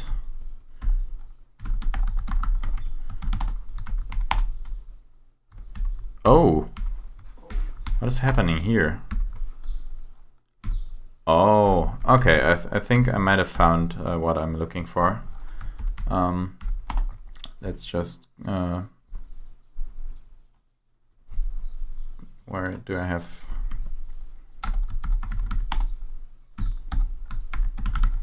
All right, this seems to be working. Then remove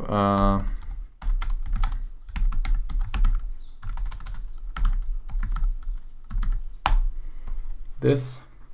What's the Discord link? It's not sending. It's discord.io/instantos. Whoops. Shit, I just closed the chat. Let's go in here. Open a new chat window.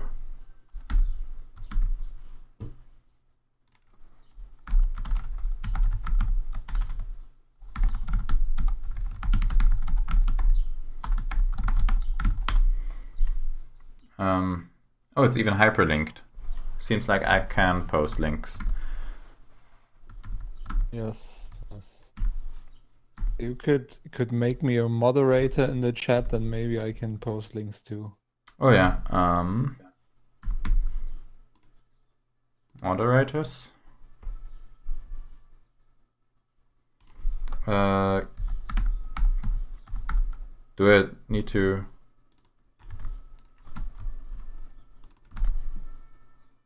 All right.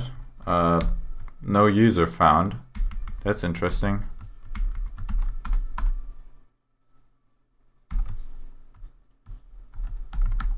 Huh. You can try confuse.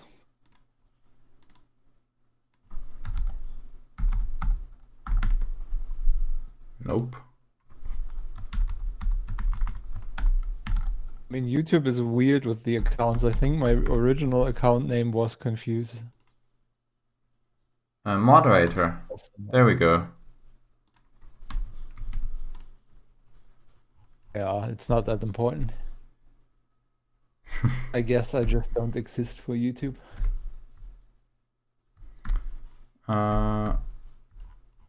Okay. 3 dots to the right. What do you mean? If you hover in the chat over my username, Yeah, the message I of did mine, that. the 3 dots You're now modded, appear. moderator. Kai Likes Linux is here. Yes. Hello. Now my chat knows it as well. It just had some latency. I see.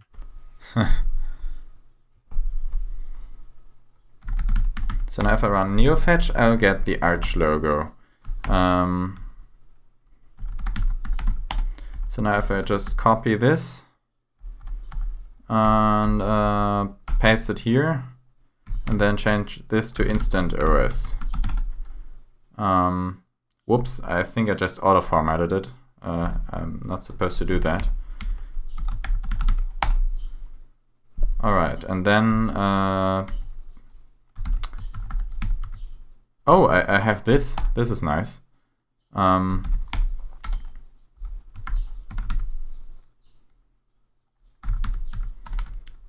What's it called? LSB release.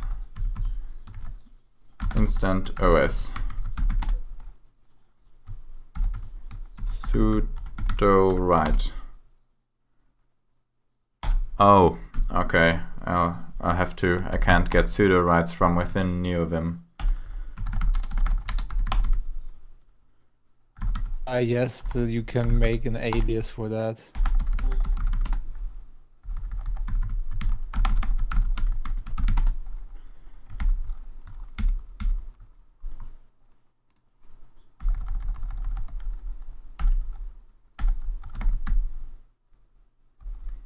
Let's yank this and Instant OS.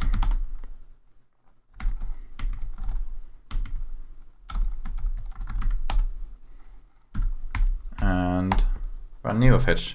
Hey, it works. We did it.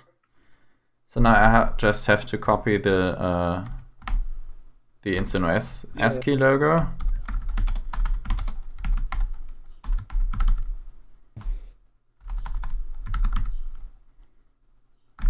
What I just posted in the chat is a command definition for Vim, where you write a file with sudo privileges, and it asks you for your password. Oh, cool. I can also do this with the terminal emulator, maybe. But yeah, it seems. I think I'll add that. Let's just yank all of this and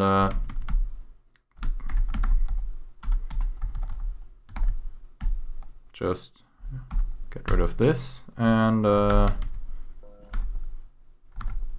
think I have to yank that again.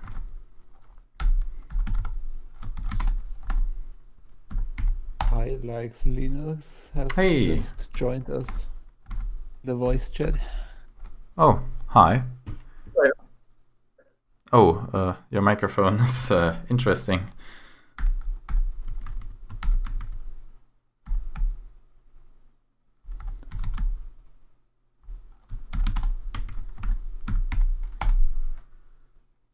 What happened to the top row? This one, what happened there?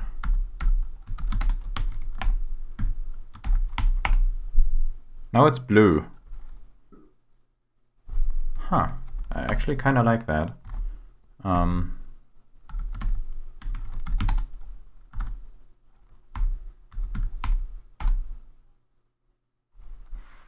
I think that looks good. So now I'll just have to do a better version of this. Or maybe I can just leave it as this.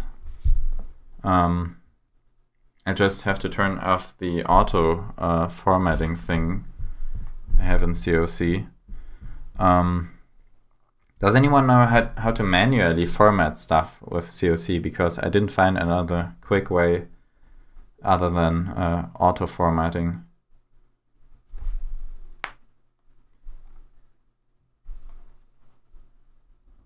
Oh, wait. No. Okay, but as far as this goes, it shows the correct name. Everything else also seems fine. And we can submit this, maybe. I think we'll just go with vanilla Vim for this. Do I have that? Yeah, I have that.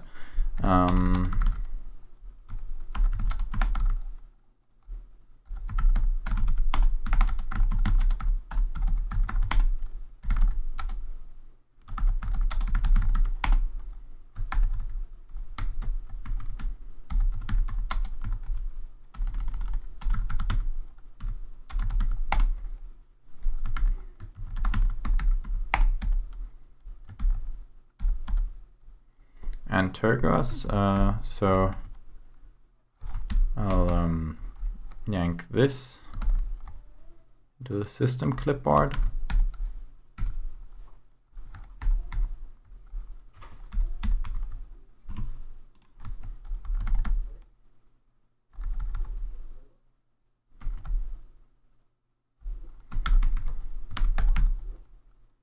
Whoop. Oh god, what was that?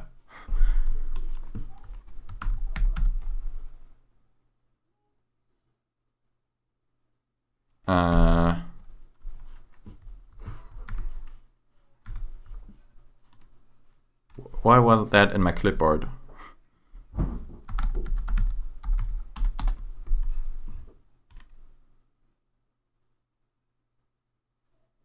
Huh. Never mind.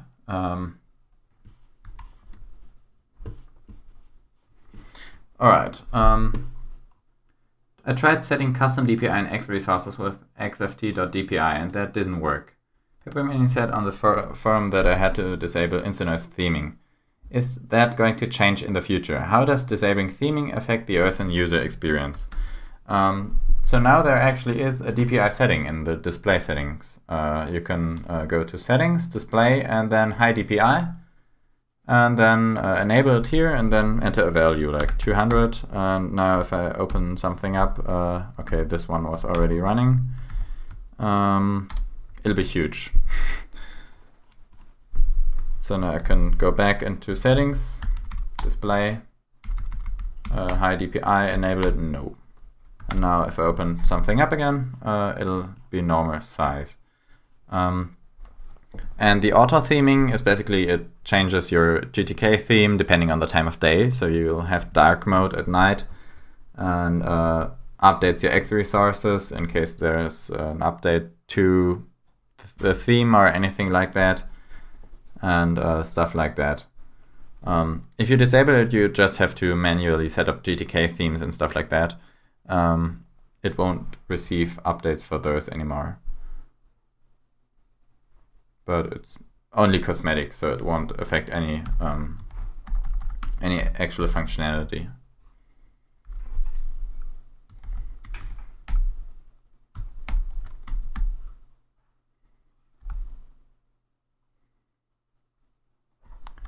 So we can now write that and execute, and it works like a charm.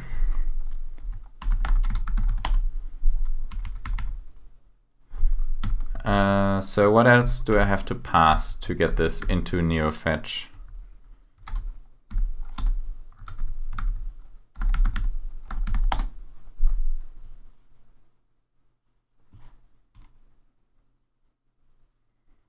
So is it going to change in the future? No, since you can already do it in the settings. And yeah, if you want to manually do stuff, you're also smart enough to figure out GTK themes. Have you looked into animations crashing the window manager yet? No, I have not. But that's definitely an important issue. Basically, if you don't know, he found an issue that if you close Windows too fast, so if you start closing Windows when the animation is still going, and do that like 4 times or so, it crashes the window manager. So if you hammer Super Q, it crashes the window manager, except for if you disable animations. So it's definitely caused by them. And I have to fix that somehow.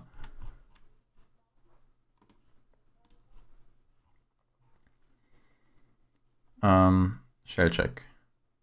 Before it's accepted, it has to pass a shell check. Okay, shell.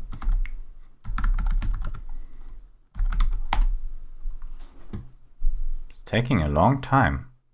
Okay, I think it passed. Nice. I didn't change anything here. Adding support for a new operating system. You have to escape backslashes. You use C1 to C6 to color the ASCII.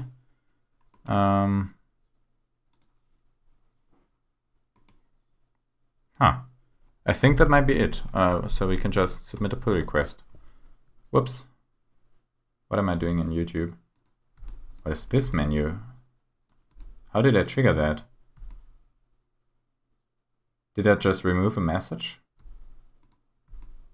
Oh, I get it by holding down Alt.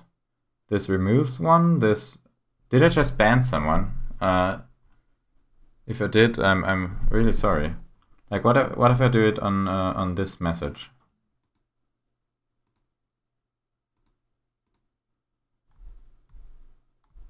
Whoops, I'm sorry. Can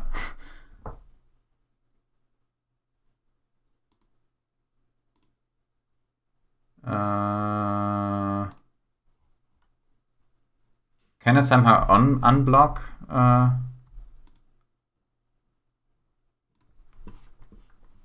Confused, Christoph, you still there?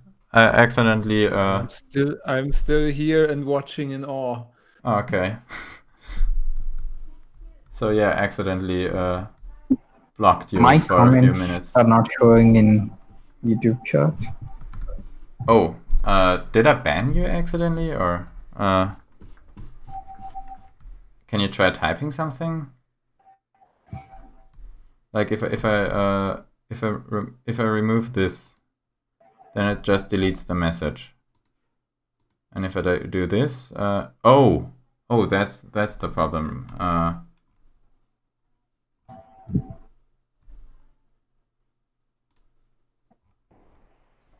Okay, now I seem to be admin.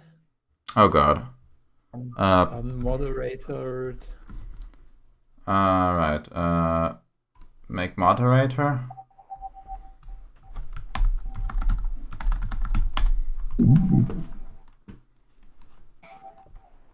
Okay.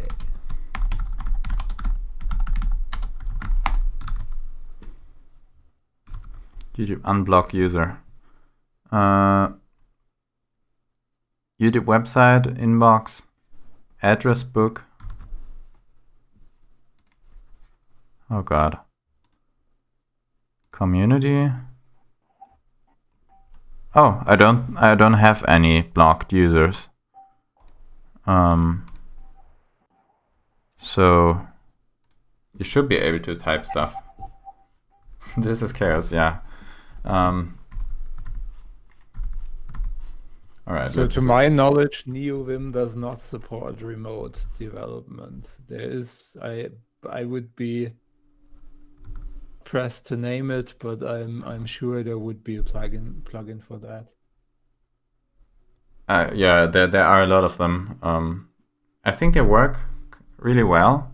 I tried one a while ago, but not natively. I mean, they'd have to provide servers for that, which they don't.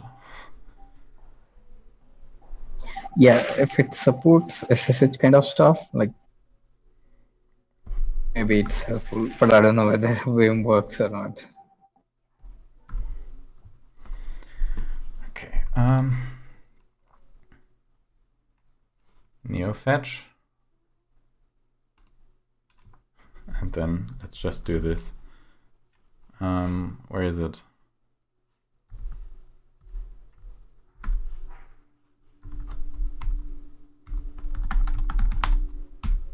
Still only this, then copy all of this. Any plans of KDE Connect integration? KDE Connect. I haven't thought about that. I think Zorin OS also has that.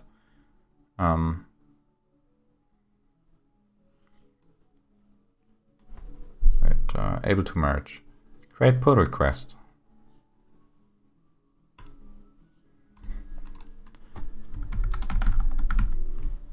Anything I need to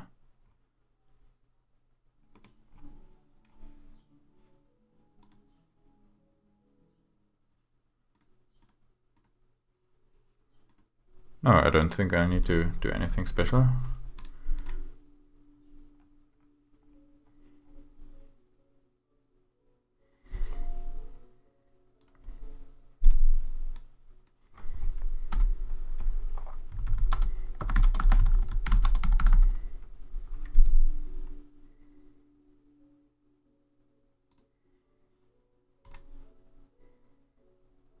There we go. Maybe make Instant OS a link so they see it's legit.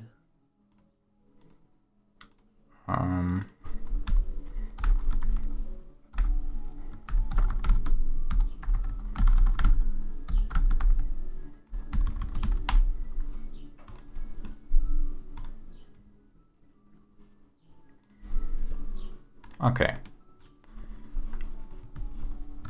That was a long one. So now I have to add this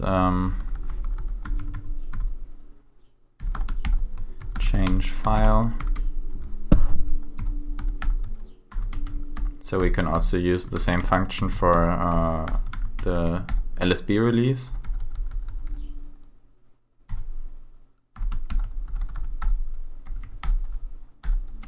Whoops.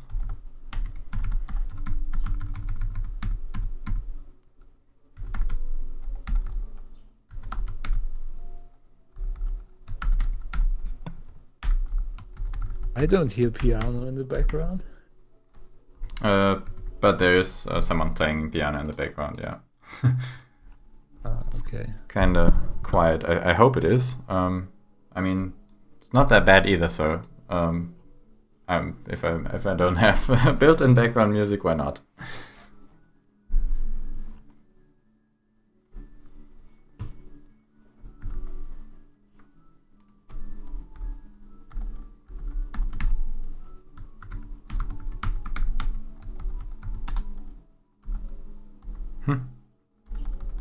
Oh.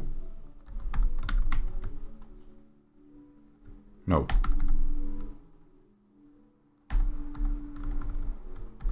What happened here?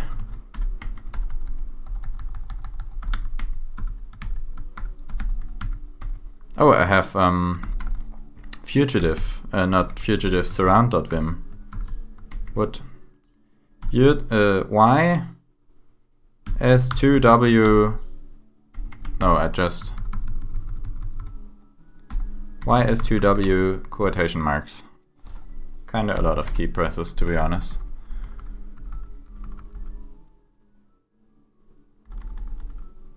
Hello.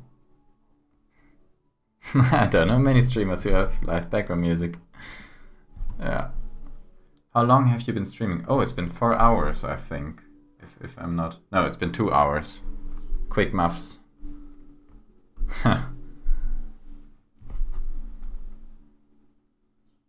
2 hours, 16 minutes. Yeah, if we count the countdown. I actually don't know if people do this on YouTube usually, because I know Twitch people do this. Like starting the stream early, but it's just OBS running with a countdown. But I don't know if YouTube people do this. A few I know years. Martin does. does. Martin Wimpress does, yeah. What? That was kind of cut off for me. Martin Wimpress does. I know he does, and he's a YouTube streamer. Okay, cool.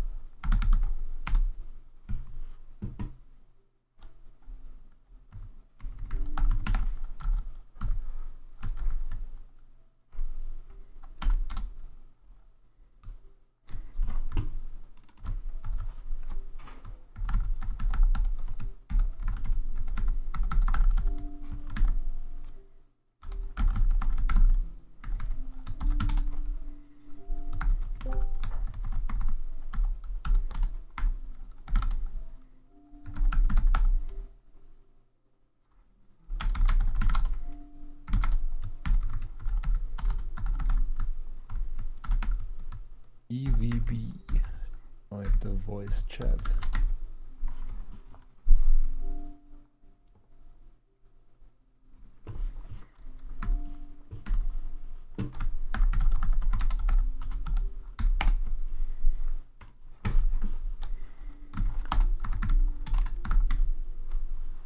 What are you working on? I'm currently working on the NeoFetch thing, so that NeoFetch displays the Instant OS logo. It's both branding, marketing, and prettifying. Yeah, because most distros have this. And I submitted a pull request to the NeoFetch repo. I have to get it approved before it's in the official NeoFetch, but yeah, I don't see why not. What were you working on before that? I joined after about hour or something. I was working on the window manager, fixing some issues with the overlay feature. Like you can now say where the overlay should be. Like now you can put it on the bottom, put it on the side. Yeah, I read it in the Discord that was requested, and it's pretty useful for things like the live chat. Yeah, like you can also of course just use the scratch pad, but the overlays are more simple and easy to use. So the scratch pad is more for more complex applications. So, oh god, I think I just triggered the bug that we were talking about. Hello, can I please? Oh god. Oh no. Oh, it's Discord. Discord did this. It just updated the system tray too often.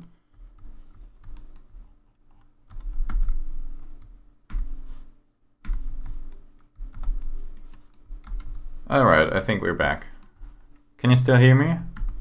Oh, now Discord crashed. Oh god, this Discord is a mess. Now I'm back. Oh god, this is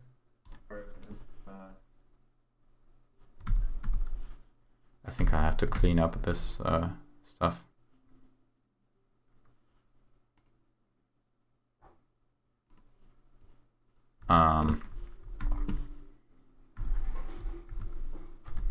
You're still there? I'm still there, yes. All right.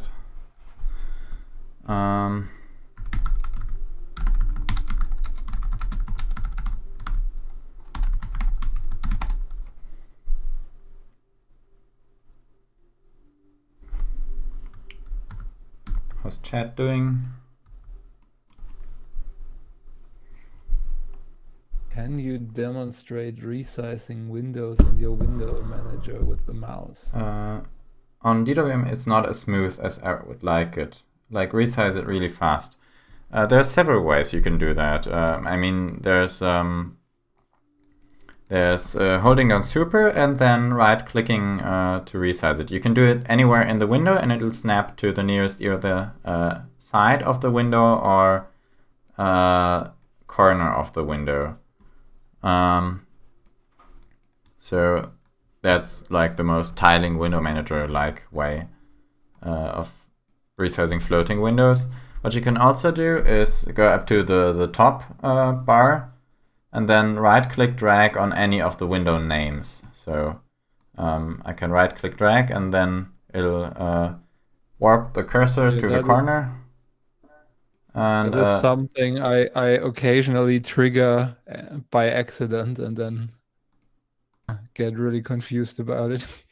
Oh, yeah, maybe I should do a bigger area that the mouse has to travel before it gets triggered.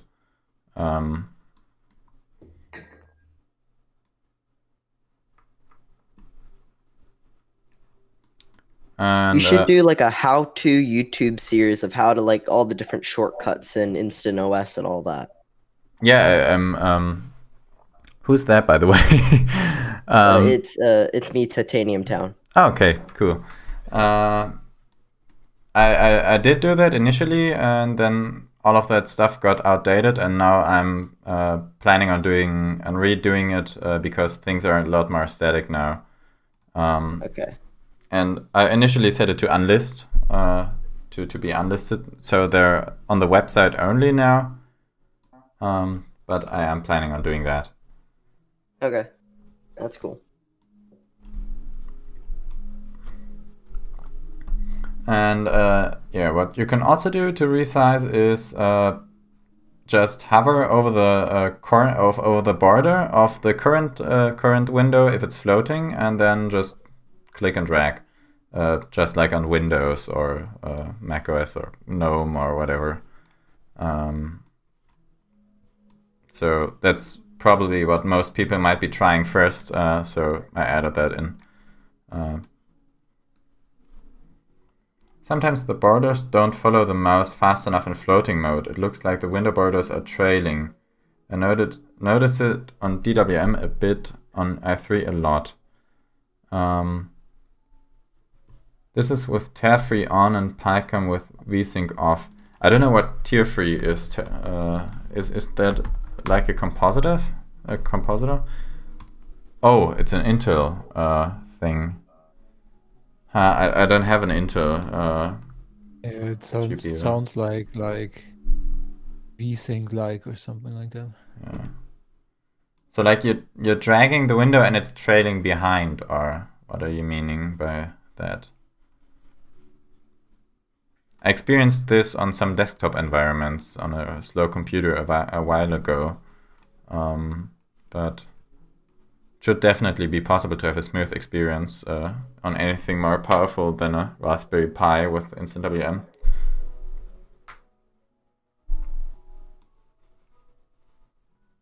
Yeah, not sure. So then let's do this. And what do we have here? Just changed that to a subshell, to a group instead of a subshell.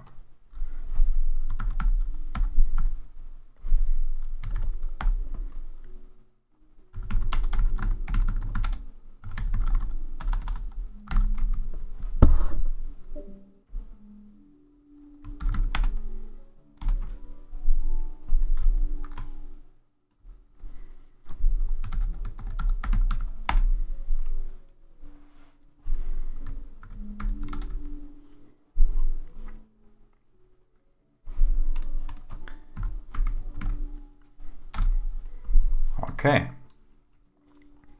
so I think we can put that on the done thing. We'll still have to test it. What did I put on the done list now? Metadata from to do to stream to do. Okay. I wanted to add a Patreon end card for the stream, and also mentions in the distro maybe for a higher tier. But I'm not sure yet where to put it. Maybe, I don't know, the settings, the info thing. But some kind of like if you go in any other app, there's the about thing with all the different infos. Right now it just triggers NeoFetch. Maybe I can put it below NeoFetch. There would be an option.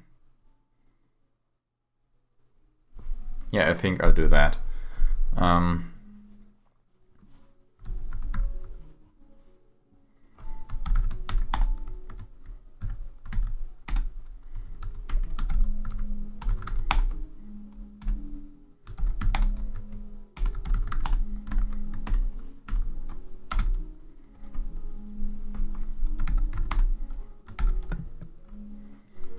And then let's go to the OS repo.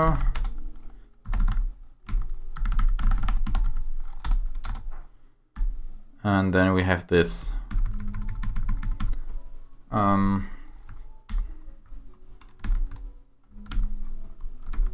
Whoops, I closed the chat again. Sorry.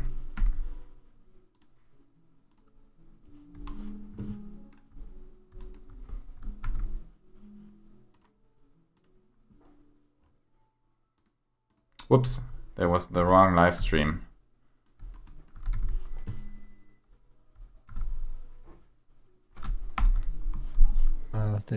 The chat is pretty quiet anyways.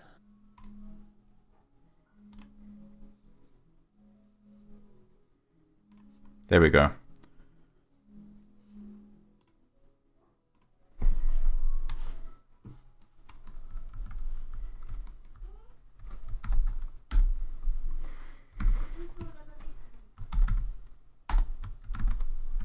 And we can shut down this virtual machine. And I think we'll have to do this in the Instant Logo repo.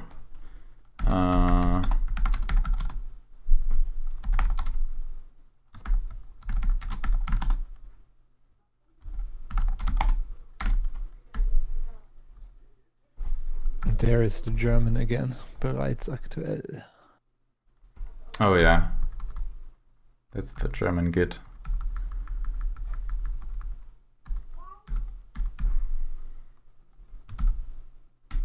Oh, I can do this and then not directory, file.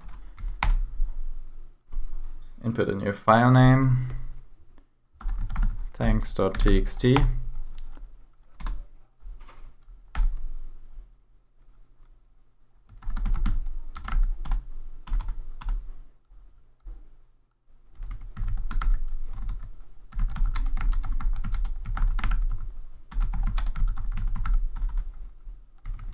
Oh, by the way, since you are asking for Vim tips, Yeah. are you annoyed yet by pressing escape all the time and stretching your pinky to the absolute limit?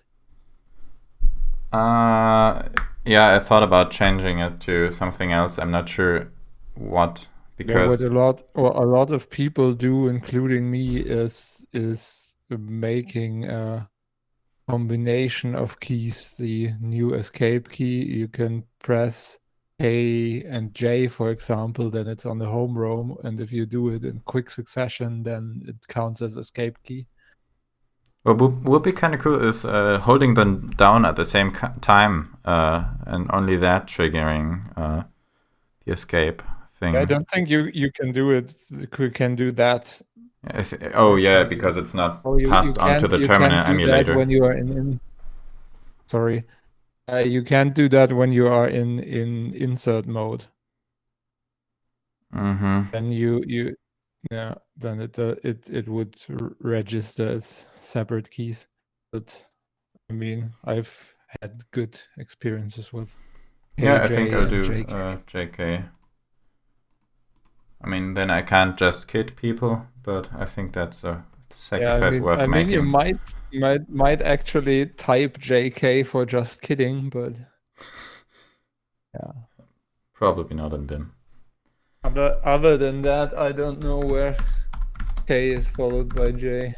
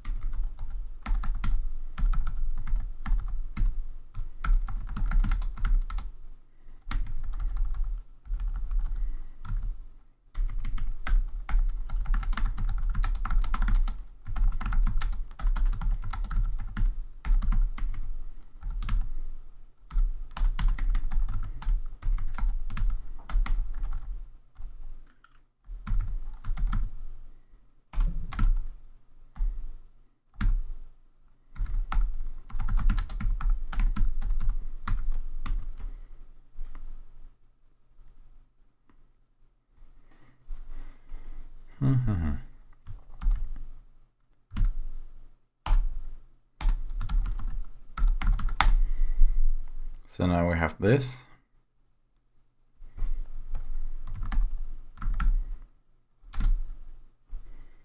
And I think we'll add that to instant utils. So let's do extra. Whoops.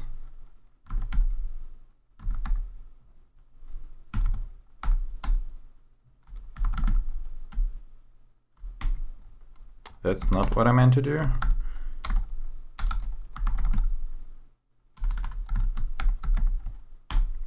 Nope.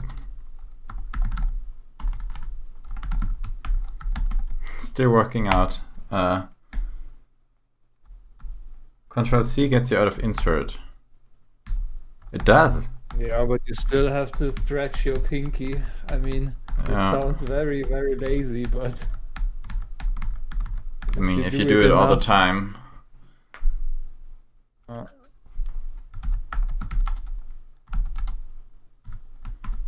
IMAP JK ask.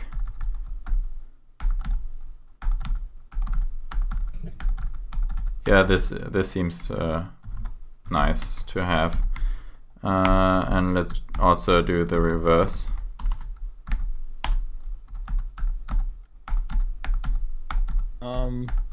I also posted my mapping in the chat.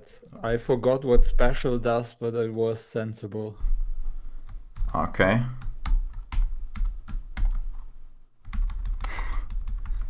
Also copied whatever HTML this is.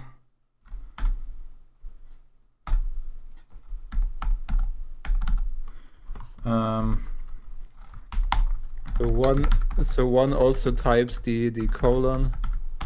Need for a lot of commands in command mode. That's also something I find very useful. Oh, so the JK Because types a lot the of colon and because a lot of times if you want to change out of insert mode into command mode, you also want to enter a command. Mm-hmm.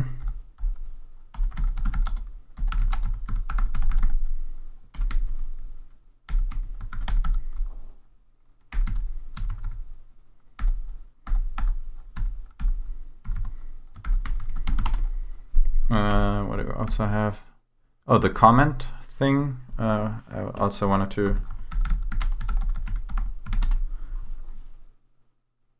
Vim commentary. I also wanted to add this.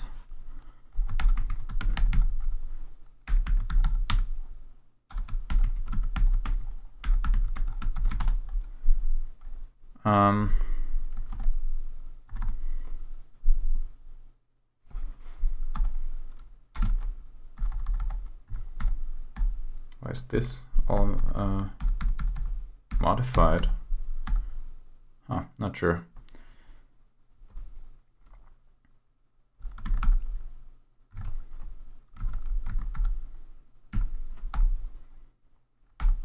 Oh, insert EI does.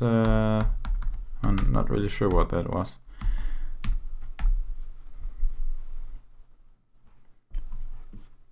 What did you use before Vim? Visual Studio Code. I think, yeah, it's the dominant editor right now. So I just started off using it and never got away from it until now. Yeah, I still use Vim mostly, but for larger projects, I use VS Code. At work, we have a lot of larger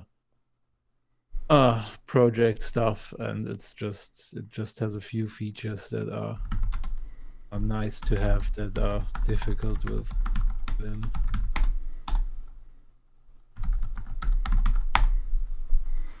For what are you? What are those features like more specific? I think debuggers I heard are better in IDEs. Yeah, remote debugging, for example, is Okay. one of the big features I like. I occasionally use. I closed the chat again. I do control W because of Vim, and then I closed the chat because I still had that focused.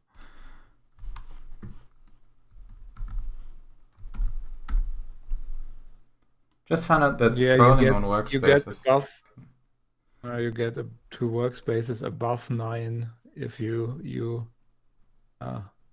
can also press are at workspace 9 and then you can also press Super F2 and then any workspace binding gets 10 added to it if you want to access those using hotkeys. There was a feature requested by someone who just had, 40 windows. It was insane. And ended up using multiple Xorg sessions just to manage all his windows. So I added extra workspaces.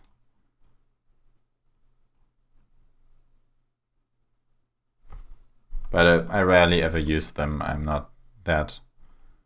I don't have that much windows, that many.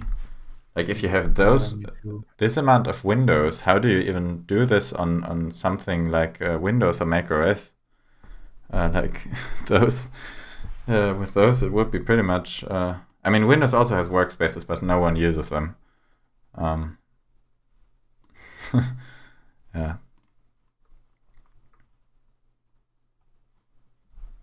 Just find your window manager on GitHub. We'll definitely compile it and play around with it. Yeah, you can do that. It just needs Xlib, but a lot of features rely on other programs, like of course application launchers and volume changing and the start menu. So it's really just a window manager without the add-ons. yeah, it's really meant to be used with all the other packages. But I mean, the entire repo, including wallpapers, is 22 megabytes, so it shouldn't be a bloat issue to install the additional stuff.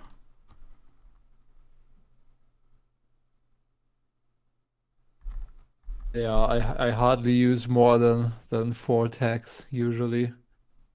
I mean, it's nice to have your messaging on a separate workspace tag because people are still wondering about 40 workspaces.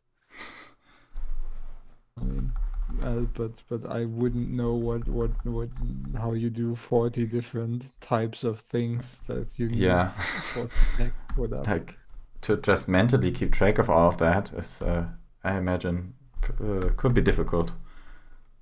Yeah, do you know the NCIS? I think it's NCIS meme where they are getting hacked and then they are trying to counter hack and then it's two people using the same keyboard. And in the end, they drop a cyber bomb or something. That was my first association.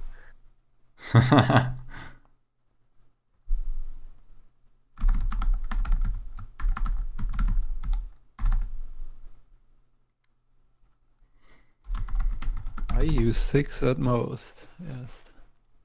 I mean, 6 during keyboards. streaming, it gets really messy for me because I'm just doing all sorts of stuff at the side. But I usually also just have like 6 of them.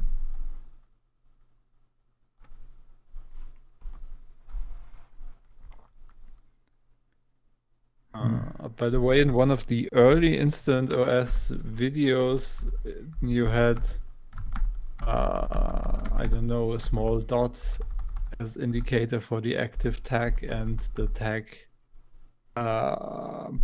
visualizations were rounded and things like that. Why did you change that? Anti-aliasing. If you look at the rounded corners, they look ugly. Really, if you decrease the resolution of if you have a lower DPI, it just looks really awful. It's the stock XLib circle drawing, and if I wanted to have proper circles, I'd have to use something like Cairo, and that would just add a lot of complexity to the window manager, which I mean, yeah, the people were split on the opinion on those rounded corners anyway, so I just decided to change the aesthetic. But maybe someday I'll add like a rounded corner mode. I mean, yeah. Like, what do the people in chat think of rounded corners?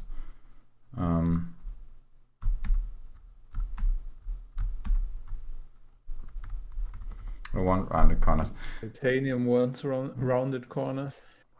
I think rounded corners would be awesome, and another thing would be cool would be a semi-transparent top bar. I've been talking about that for a while. I think that would be an amazing feature. Mm-hmm. I saw some stuff. I was doing some quick Googling with in DWM. You can have semi-transparent. So I don't know any like C. So maybe you can somehow transfer that over to Instant WM. Yeah, I think it should be possible. It's just a really big patch, and I'd have to do probably do a bit of fixing up. But it should be possible to port that over. I didn't change much about the rendering. Like, yeah, the rounded corners would have required that. Okay. Yeah, since we're already ganging up on you, Benny, then you know what my number one wish is. Keybinds. Or No, my number one wish is commands run by clicking the status bar. Also signals to update the status bar. Yeah, I didn't So do that one. That volume change is displayed instantly and things like that. I actually have this really weird issue that just appeared on my desktop. Like my status bar, like the audio and all that just isn't there anymore. It just disappeared like 2 days ago. So that's fun. Do you have the file? It might be fixed in the meantime, because there have been changes to the audio. You can try going the into. volume is displayed. It just says Instant WM Instant OS Alpha. That's all it says. You can go into settings. Then That's Instant when the status command doesn't run. Yeah, you can go into settings, Instant OS, and then go to status bar and then enable it there. Maybe you just disabled it or something. Did disable No, it. it says enabled. That's weird. Can you run instant status in a terminal and see if there's any errors? Now it just says there. I did disable and enable again, and now it says in the where status bar should be xset root -name your text. So something is definitely going wrong. Oh, I think. I think that's the stock DWM message, isn't it? No, it isn't. I did that. If you disable the status bar, it says this. So. Oh, if I run instant status, it works. Okay. Maybe my the thing is gonna get reworked. So okay. I think you can add that to your auto start. Okay. But like in the future, you will be able to reorder the widgets, add custom ones, and some stuff will display also status widgets. Like if you're recording the screen with Instant Assist, it'll show this little rec icon. and you can click on the different status widgets and or right click, scroll on them, whatever. Okay. And all of that stuff. Like kind of like the Scott just clickable. joined the voice chat. Hey Scott, nice to have you again. Oh, he just deafened himself. Oh, now he's back. I'm gonna mute myself because my keyboard is really clicky. Yeah.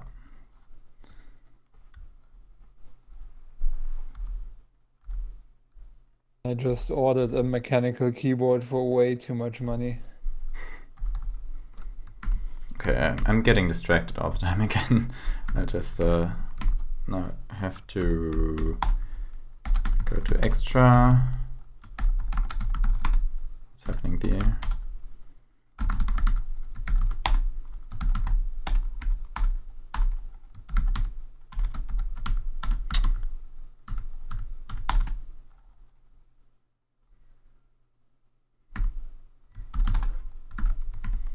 Huh? Oh, I already have it open here. Right.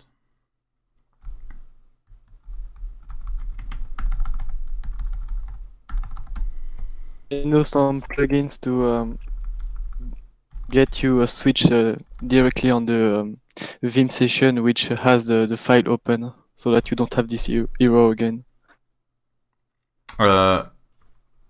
What? Sorry. So basically, you open a file that is already open on other terminal, and it switches to this terminal instead of giving you this swap error. Really nice utility. Okay, yeah, you can DM that to me if you want to, or just. Yeah, I need to find it because I think it only works on macOS systems, but I could patch it. No, there's something that works on Linux too. Oh, interesting. It's a 3-letter program, NV something. Don't remember.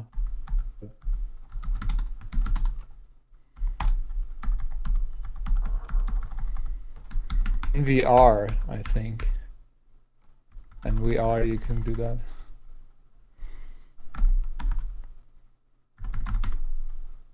And does it work on any terminal emitters? It works on any local terminal. I would very like to have it work over SSH as well. That would be so nice, but it's not what it is. NeoVim remote. Yes.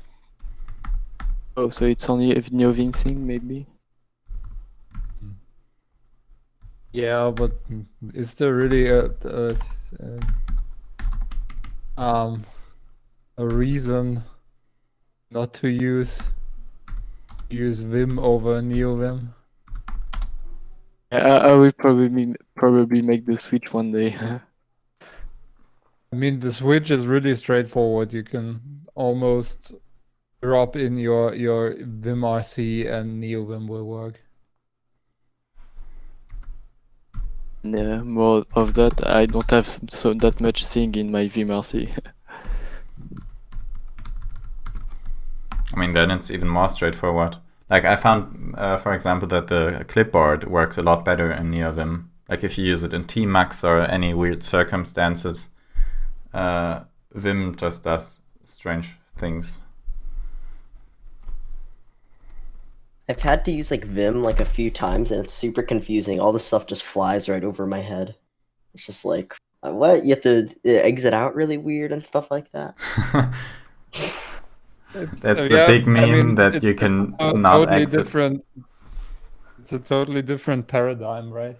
So yeah, it's almost like I don't know, if you play a musical instrument, it's almost like, I mean, Emacs is famous for the things are even called chords, but it's a different style of editing text. I think so when I need to edit something in a terminal, I use either Nano or something called Micro, and Micro is like a more advanced version of Nano, sort of. Pretty interesting. What are you using as sort of like what are you using as your primary editor? Oh, I use VS Code.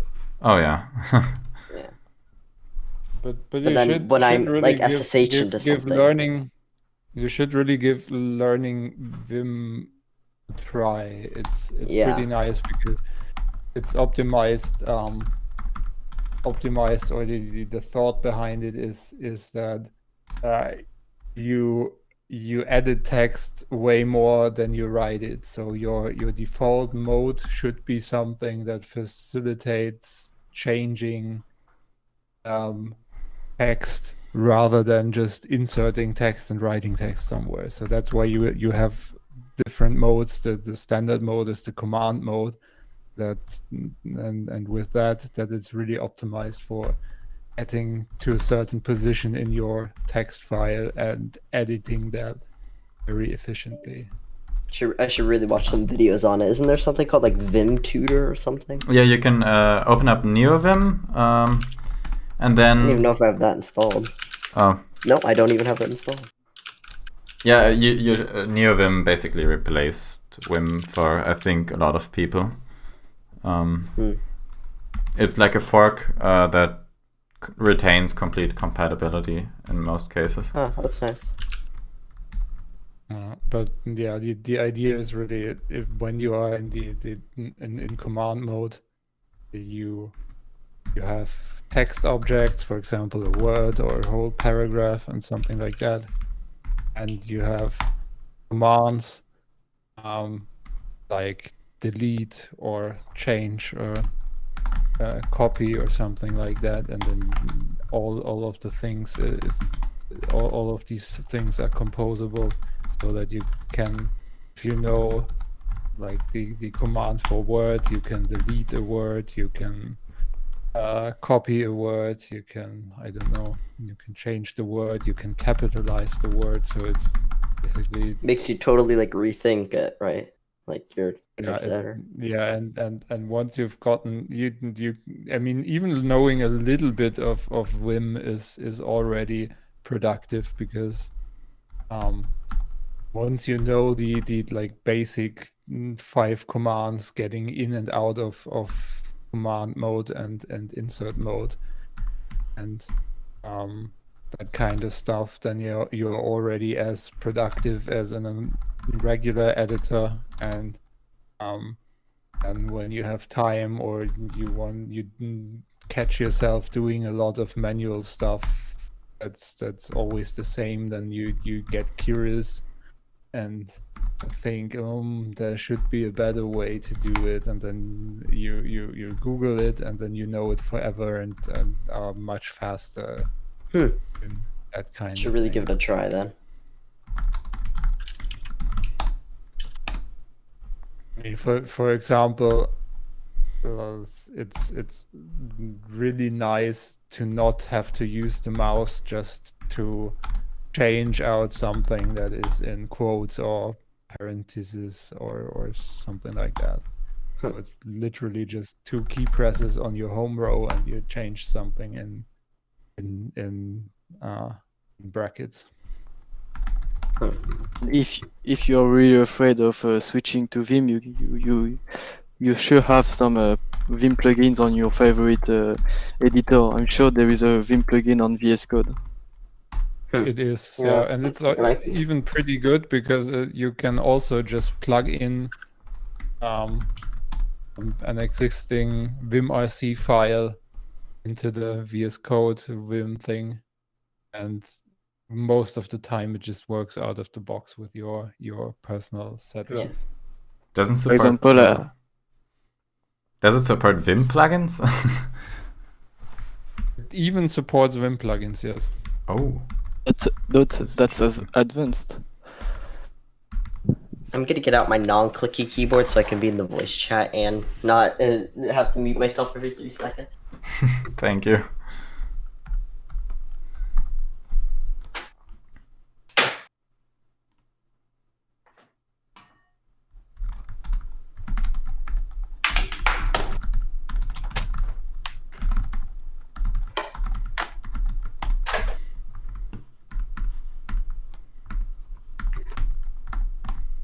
There we are. This should not click. Oh yeah, doesn't sound like anything.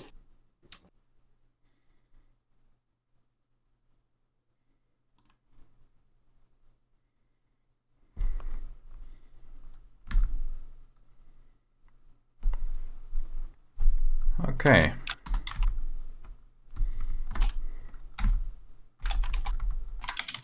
We are neglecting the chat a little bit, I think. Oh yeah. Okay. Huh. So the consensus seems to be rounded corners should be optional. Can you exit the InstantOS installer after launching it in the live ISO? At the moment not. It has the welcome screen, so at that moment you still have the option to cancel it. But after that, it grabs the keyboard, and I should maybe add an option to cancel it right before it starts installing, or not really sure how to go about that, to be honest. But I need to add more options to cancel it. Then, what do you think of full-fledged IDEs like CLion? I never really used one. I used Eclipse for a while, but yeah, I think VS Code provides a really good experience, like out of the box, and has a lot of features. You can use VS Code like a text editor if you prefer that, and you can configure it and make it a full-fledged IDE, and that's pretty nice. So you can have your degree of IDE-ness, I guess, that you most prefer. Personally, I don't like full-fledged IDEs, and I've seen it with my colleagues. So I work at a software company. I've seen it with my colleagues who use full-fledged IDEs that it's often more trouble than it's worth, because IDEs do sometimes do stuff that you don't want and introduce bugs in your code somewhere, and you have to debug something you didn't really write at some point. At least that has been my experience. And also some of the big features of IDEs, like for Python, for example, if they manage your virtual environments and manage your package installation and things like that, tend to not always do exactly what you want, and then the time you save by having that feature you spend when that feature fails to work, and you try to make it work. Also, it's not as conducive to working together, because everyone uses a different IDE and sets it up in a different way, and then things like virtual environments tend to diverge between different developers. Yeah, but some companies also give developers a default IDE that they either should or have to use, which I'm not really a fan of, to be honest. That's even more criminal. I mean, and it's often like a proprietary thing that most people don't even have, like lying around at home, because they're not going to pay for it if they don't have to use it. But like I mean, the pro version of, I don't know, PyCharm or something like that.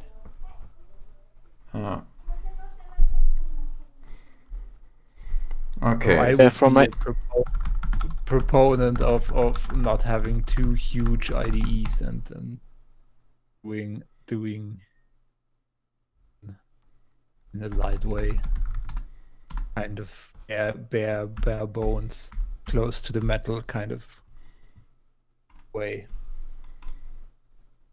Because also then you really know how your system works and how and where what is once it inevitably breaks. Don't most companies tell you to use VS Code? I don't think so, and but I'm not sure. Like the people I know who work at IT companies either don't use it or don't have to use it. Most of them use something else. My experience has been, and I've known people who work at Google, Microsoft, Apple, and Cisco. People I met in those companies, they had free choice and were enforced to use something. And since VS Code is a Microsoft thing, I would say if a company forces their employees to use an IDE, then it would be Microsoft and VS Code, right? Okay, let's take a look at this. Can also be, but most so VS Code is the most popular thing at the moment, and it's kind of because of its quality. Can be a little bit slow. It can crash sometimes, but it's still a good choice, I would say. okay, let's take a look at the stream to do. We have a high DPI setting for ST. Right now, if you set a high DPI setting in the settings, it doesn't apply to ST, and that needs to change. So let's go into instant DPI. There we go.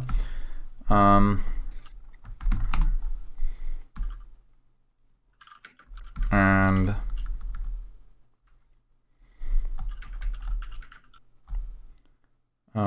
append DPI. Let's see, what do we have in the X resources?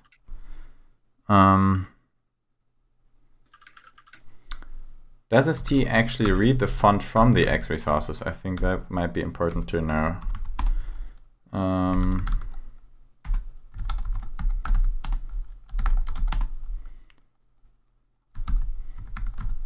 What's the best way to do global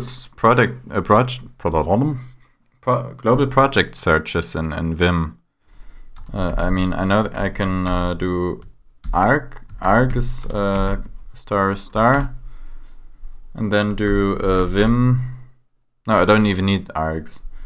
Vim font.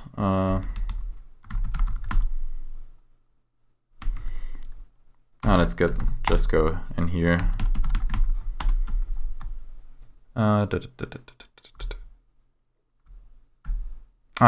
It does read the font, but only font 1. Let's just add font 2 to this. Weird that this isn't in Luke's thing. Font 2 should work.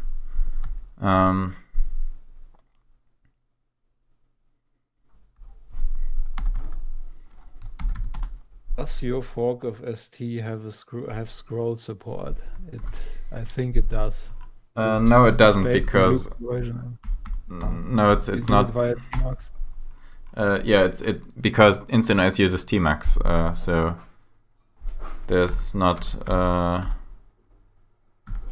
really a reason to have it. Like if I can use Tmux, and in most cases it won't be needed. But I can add that. I don't think it adds any bloat or takes away key bindings from anything else. I mean, if you based it on Luke's version, then it should have scrolling. No, I didn't base it on Luke's version. Luke's version has some really weird stuff like the URL plumbing and automatically doing stuff if you have things in the key in the clipboard, and I don't think it's fitted to be a default terminal emulator. Yeah, I mean, I sometimes use Kitty as a terminal emulator because it has some nice features, like you can copy paths that are in your terminal history. You can copy them right from your terminal, and same for URLs and some other stuff. So that's pretty nice to have. But there's a key binding to basically toggle a selection, like, I don't know if you know Vimium or Tridactyl or something like that. So plugins for the browser where you can press a key and it highlights all the links with a key sequence. And if you type that key sequence, it opens the link. Something like that for URLs and opening them in the browser, or for path and inserting them in your current command line. Something like that is really nice to have. And yeah, this tool is nice to have. Yes, you can even enable a regex to match the URLs that you don't want it to work on. Yeah, right. But so Kitty is like the monster of terminals. It's almost, I don't know, like the Emacs of terminal emulators. You could it has its own multiplexer, and it has a huge configuration files where you can edit almost everything. So it's absolutely bloat, but it has a few nice features that I wish every terminal had.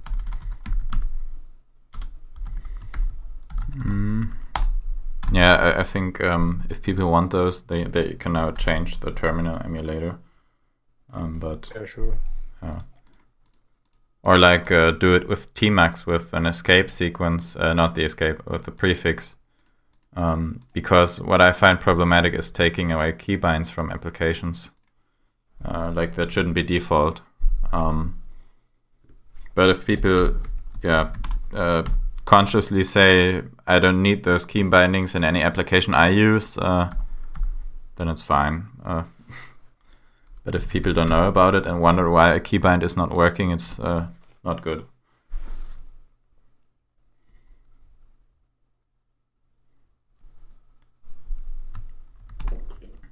Yeah, Kitty does basically the same thing that Instant WM does. So you usually have a key like for Instant WM. It's super, and it is in all the key bindings. Okay, yeah, cool. Kitty that's controlled and shift by default. You can change it.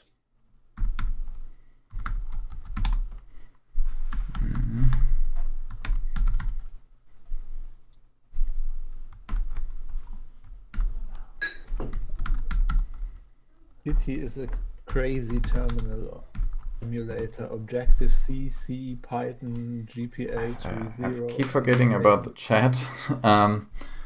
Sorry. What was the last thing I read?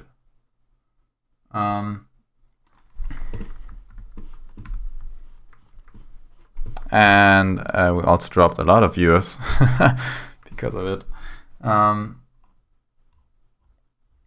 How do you diff so fancy? It's a plugin called FutureDiff. I'm pretty sure you've heard about it, but if you go into the status window and then press DV, then it brings up that diff. I think you read that wrong. He is referring to, or he was asking if you know DiffSoFancy, and DiffSoFancy is a program that makes output of diff colored and easier to read and can do. Oh, you mean if I do the FutureDiff diff window, that it doesn't just color the entire thing green, but it still retain syntax highlighting? Yeah, for example. So it was a question in the chat if you know the program. I read it wrong, sorry. from Chemnitzer.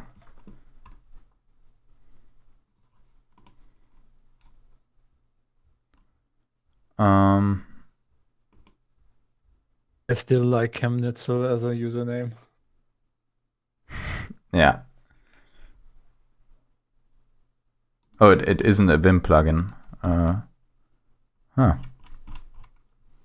keep an eye on it.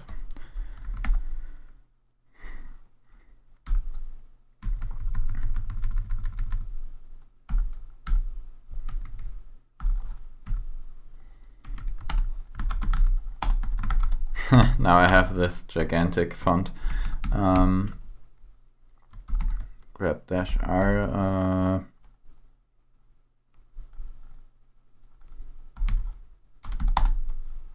Whoops, that was. Let's just do this. BC-L was it?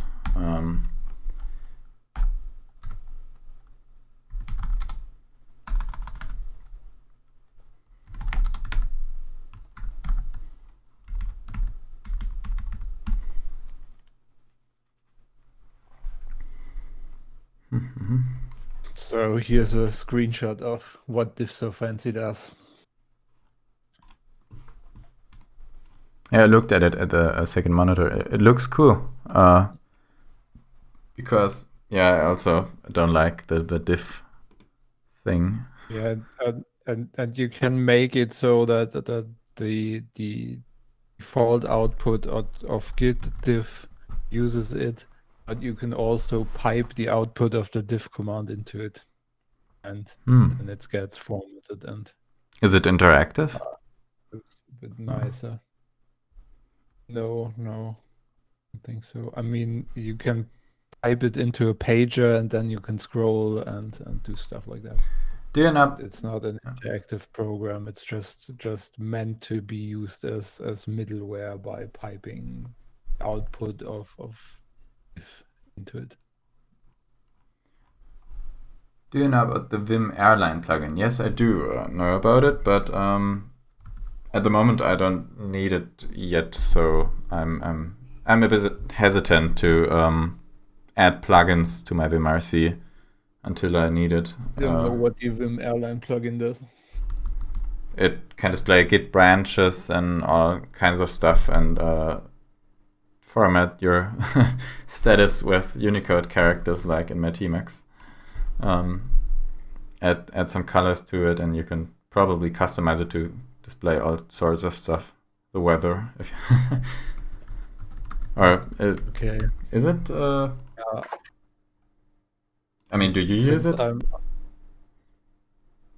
I'm not a big fan of having your version control inside your editor in any way. Same reason why I don't like the hefty IDEs. It tends to keep you away from the underlying tooling and tends to cause problems at some point. So you're using just the Git CLI or Git client? I use the Git CLI. Oh, yeah. I'm not that fast with the Git CLI. And the only plugin I have in Vim is Git blame, because sometimes I want to know who. Yeah, so you probably it's probably because of work related stuff, but sometimes I want to know who did what and who screwed things up for me. So you're using Vim completely pluginless. Mostly pluginless. I have things like commentary for Vim, and also I use a language server for auto completion. Huh. What do you use for stock Vim? Stock NeoVim is kind of okayish to use for most things, I guess. Yeah. Let's just. Are there any plans using the tmux bar to display information? What kind of information? You mean like Yeah, probably not, to be honest, because the Z shell configuration already has a few things like the Git integration, and I don't know what I put there. I mean, a lot of people put something like I don't know, Date. the time, CPU and memory load and stuff like that. Yeah, I think that might also increase startup time. No, I'm not sure if it increases startup time, but it's already taking like half a second before you can before it's completely loaded. So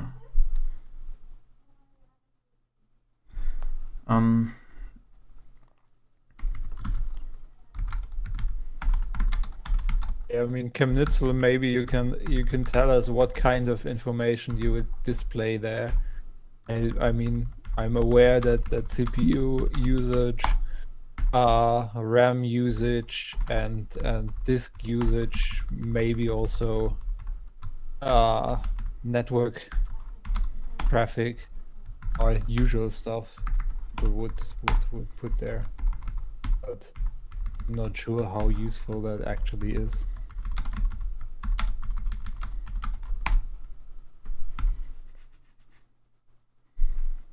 Yeah, I think I found what was missing, what was making the instant Nix repository failing to build in the Travis CI builder. Okay, I wasn't aware that it was failing to build. It's the GitHub server of the LXDE project, which is dead right now. So I'm gonna use their GitHub mirror. I see.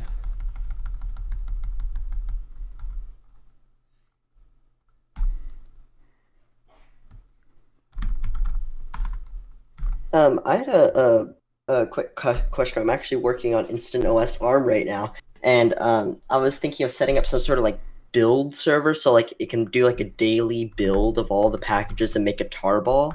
Do you know a good way of actually doing that? you could do Travis CI and then just use the Arch Docker container to do that.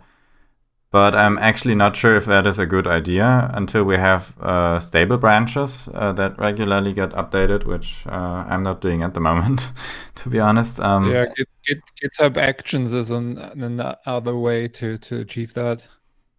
I think it so. needs to be Arch Linux GitHub ARM. has a built-in thing where they No, I get the problem. I know about It's ARM. We need an ARM CI, which I don't know if that exists.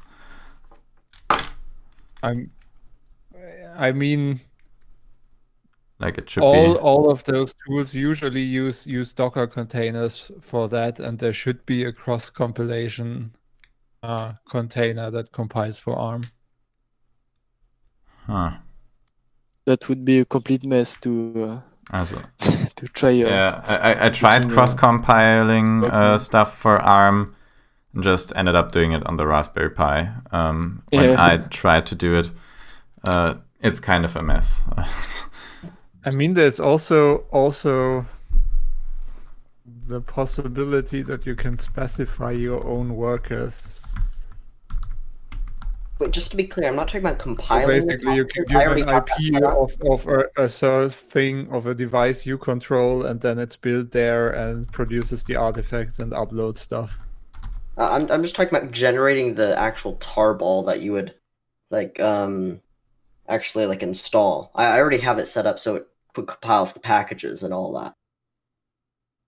So I'm just in chat that GitHub Actions claims to support Linux, macOS, Windows, ARM, and containers. So you're talking about the tarball that you burn to the SD card? Yeah. So I like some sort of system, like at a regular interval, it generates it so someone can download the latest one or whatever. And what is generating the ISO file? It's not an ISO, it's a tarball, and then we're developing a script to like install that tarball and do automatic partitioning and all that. So what is generating the tarball? It's a little script that has to be run on a Raspberry Pi 4, 64-bit ARM, and I'm gonna add in 32-bit later. Mm. Once I set up a 32-bit build. Zurek asked, could you possibly add weather information to the system top bar? When the rework is done, there will be custom widgets that you can add to it. So probably won't be default because you also need geolocation for that. But there will be custom widgets that you can maybe add in the settings with a few stock widgets pre-installed that you can turn on and off.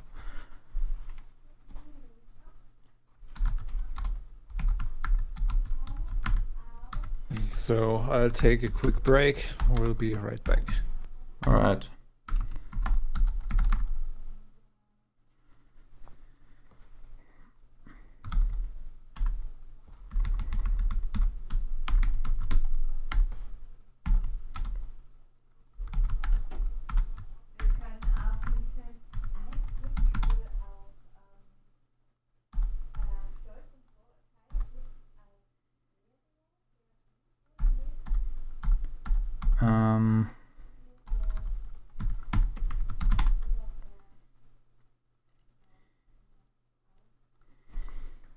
So now what I'm doing at the moment is, I'm really making slow progress, to be honest, is setting up high DPI support for ST.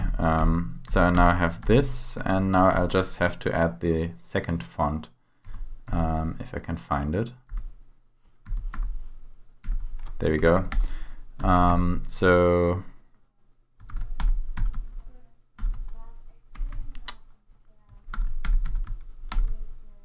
did I yank that successfully? Wait. That should have done it. I'm still not that fast with Vim. And now I can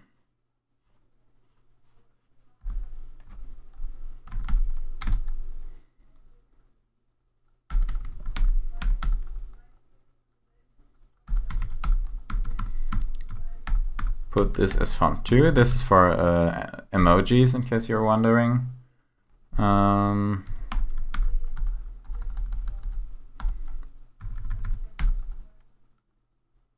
Whoops.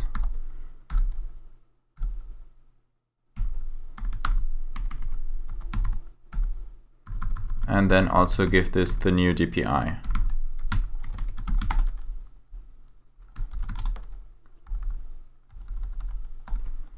And that should theoretically do the job. Let's check out our viewership. Still dropping. Yeah, I'm not sure if I'm gonna do the streams in the future, because I'm having a difficult time talking to chat and Discord at the same time, to be honest. So maybe I can separate it, like do a few hangouts in Discord, like once a week or so. That would be neat. And then separate the streams. Because like in Discord I can talk to a few people, but if I had as many people in Discord as in the stream, it'd be a mess. And yeah, maybe I'll separate those. I like InSynOS, but I think it's kind of sad that it does not have the size audience that it deserves. What could one do to help making this project bigger? My first thought was I have one idea what you could do.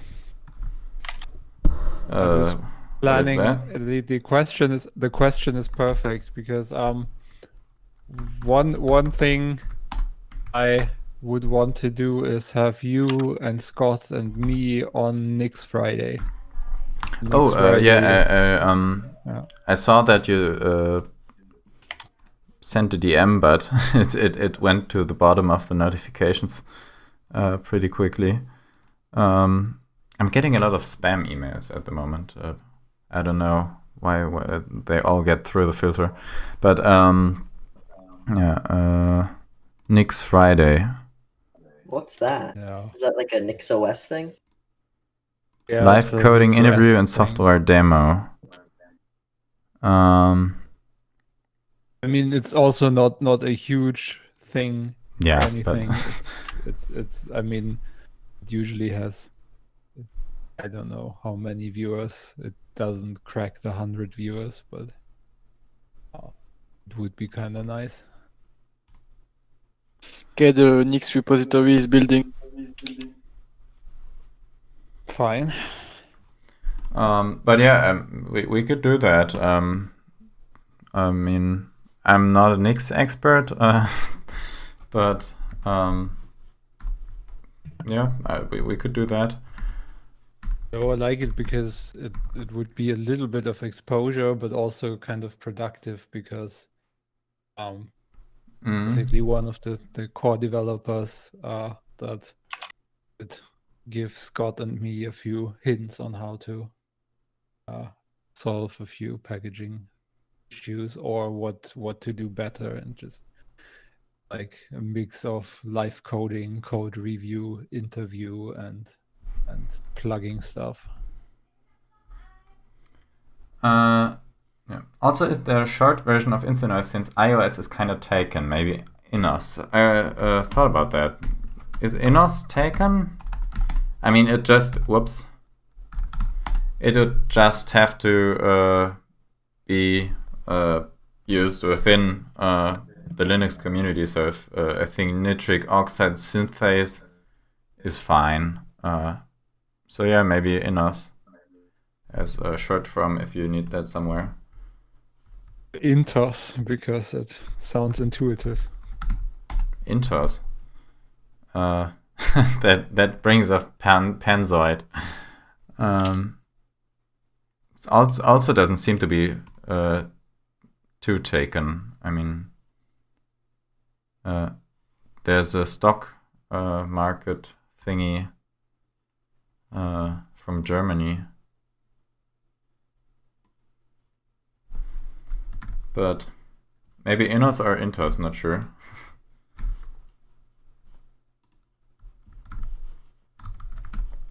Do you really need one anyway?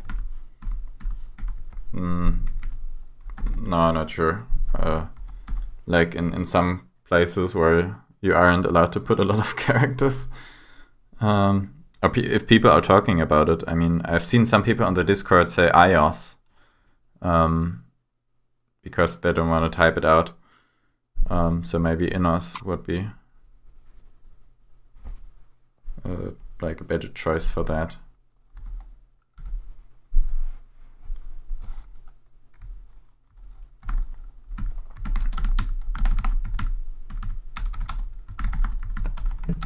Or if we would just want to avoid iOS and Apple comparisons, maybe there's something in there with some special character, bit of lead speak or something like that.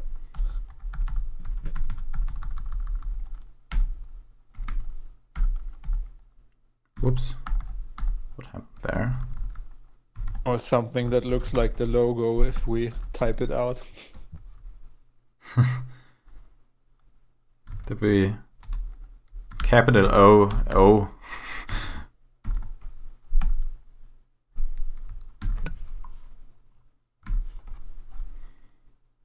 Capital OO. Or no, not sure. Maybe an 8.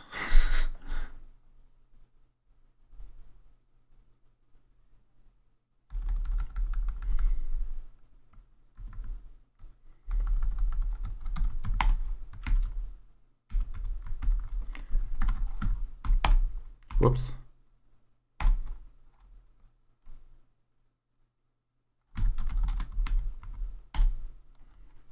How about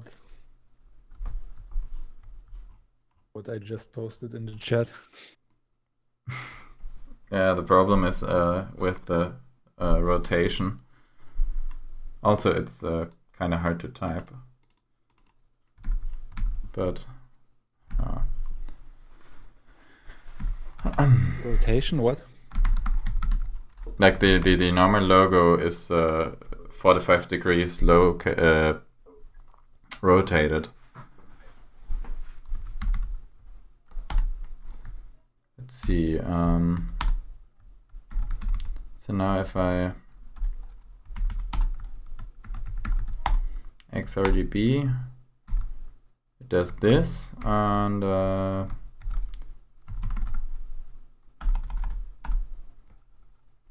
if I go into display, high DPI, enable it, 200, boom. Hey, seems to be working. Display, change display setting, no, display, DPI, enable it, no, and ST is back to normal.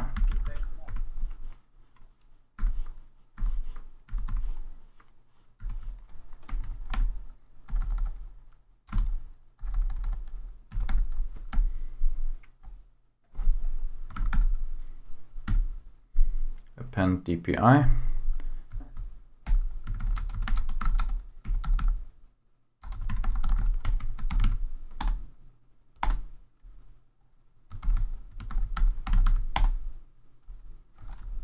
And we also have to go into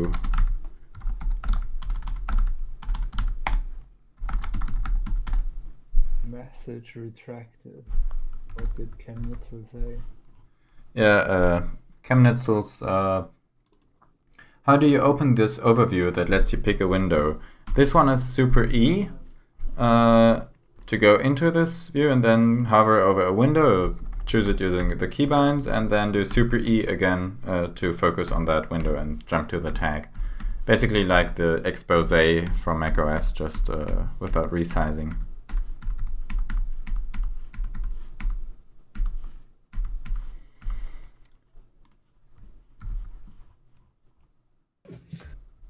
Thought of a name, but it was bad. Okay, high DPI setting for ST. Remember screen brightness setting. There was also requested by someone. For my laptop, it does it, but I think it depends on the laptop. So I'll just do it within CentOS with the auto start script. Let's go into, do we already have a session open? I'm losing track of all the NeoVim windows that we have open. Let's just close all of them down. I'm impressed that nobody made a course animation of the Nix package repository by now. What kind of animation? Course animation. It's a utility that takes a GitHub repository and makes an animation of all the. Oh, a Gors. Gors, yes. Oh. Do I have that? Oh, by the way, we made that last stream, this thing, where you can type in packages to install. It works pretty well. Despite the fact that I've only looked at Instance OS once, it's awesome for a new tiling window manager user. Thank you. Unrelated, but does anyone else want Devon Crawford back? I don't know who that is.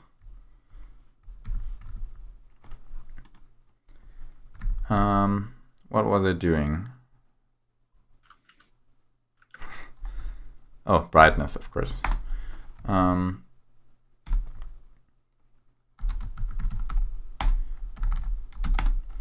Let's just take a look at the assists and then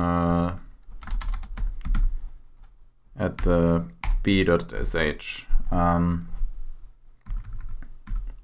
So if I do, I don't have this is not a laptop, so I can't actually test this right now. But it should, in theory, just be this. I think wasn't Devin Crawford the some streamer too? I think he did some text some text streams. Maybe I'm thinking of another Devin Crawford.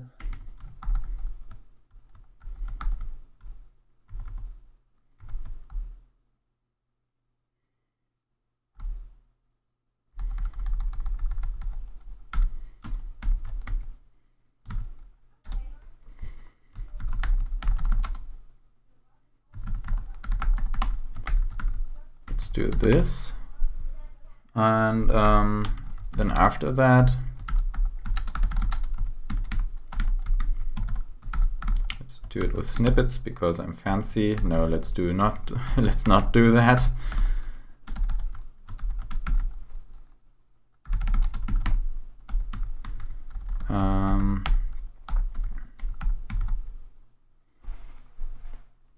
And now we just have to add the save bright thing. So we'll just do current brightness is this.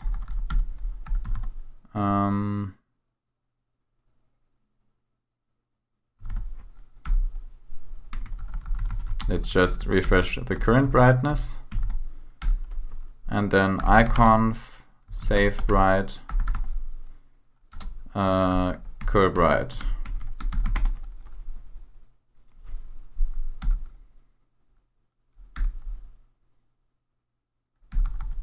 Yeah. Also, if current brightness cannot be detected, then notify send. Oh, that's nice. It shows documentation.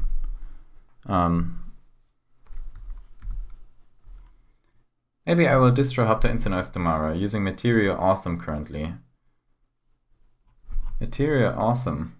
Oh, that's the Chris Titus tech thing. I tried that, but it's not intuitive. I think there's no obvious way to drag out floating windows, which is what trips most people up when coming from desktop environments. Did the material theme with the Awesome VM window manager? Yeah, it's a pre-config for it. I'm using it on another laptop. How is it? It's quite nice to use, to be honest. Huh.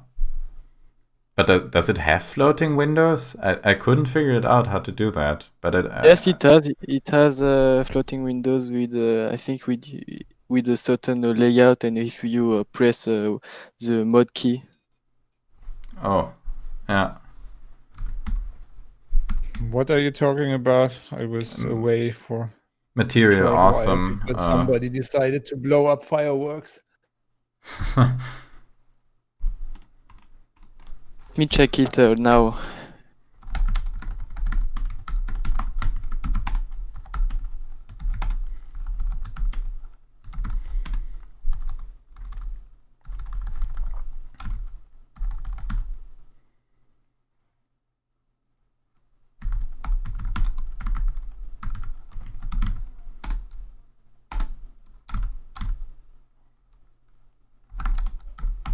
I think I already pushed.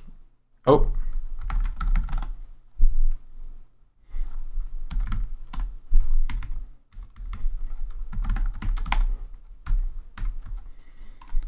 What happened here? Okay, no conflicts. Yes, I confirm. Let's try the floating capabilities of Awesome VM. So you just have to go to the floating layout and just press the mod key and drag the window wherever you want. Okay, yeah, but you can't combine it like. By the way, there's some new stuff on the floating layout. For the people still watching the stream, because it's got kind of messed up with Discord meetup and streaming.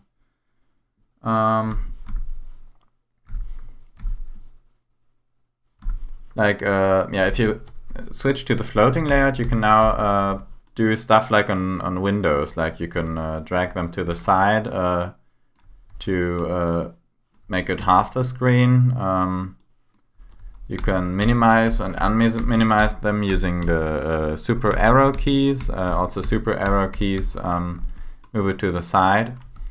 And yeah, it behaves a lot like a GNOME. So if you really want that GNOME feeling, you can switch to the floating layout. Then a lot of the bindings are also like you can do super up to maximize something, and then super down to minimize it, or to unmaximize it, I guess.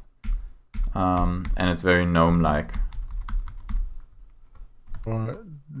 The window half the screen thing. Maybe it's a bad idea, but on wide screens it might also be nice to have it 1/3 of the screen. Because you mean in the floating layout? Yes. Like this is also only if the entire layout, if the entire tag is set to floating. If you're just using the tiling layout and dragging out one single window, it still has the normal instant window manager binds. Like if you drag it to the side, in case I didn't properly explain that, I feel. So it detects if it is a very wide resolution, and then does it only 1/3, you mean? Then we'd have to define a threshold, I think.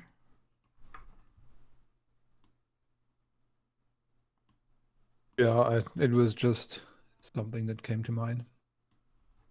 Huh.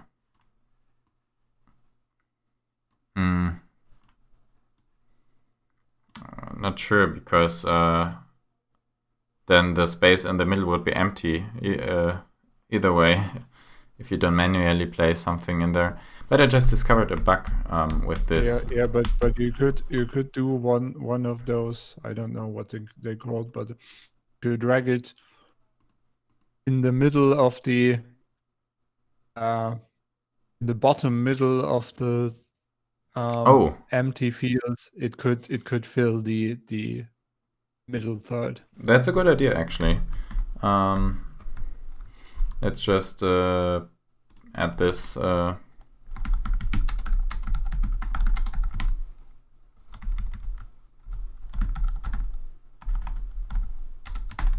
Wide screens.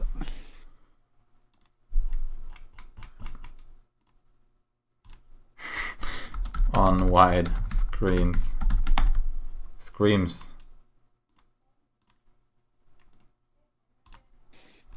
Wow. It was a wide scream. Very wide.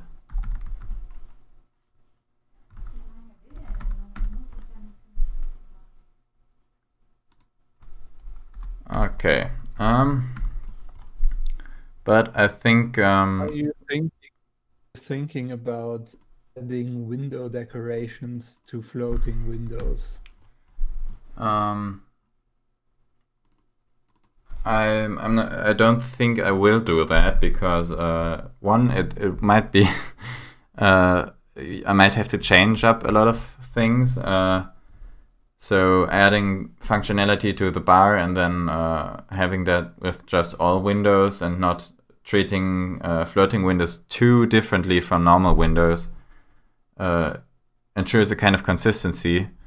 And also, like, it looks kind of cool not having window decorations. For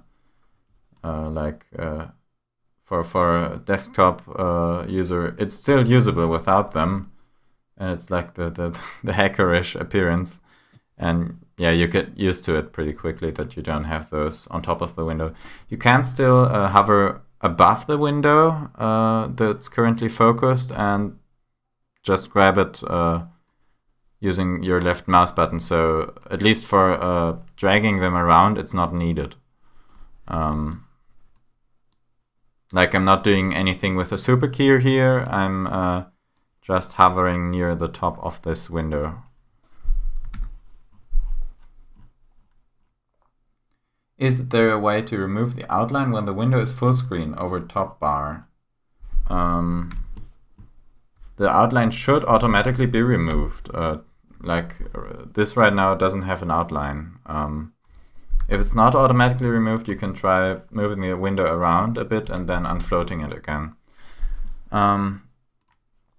But I Probably think for some applications there might be something weird when you use their full screen mode, right?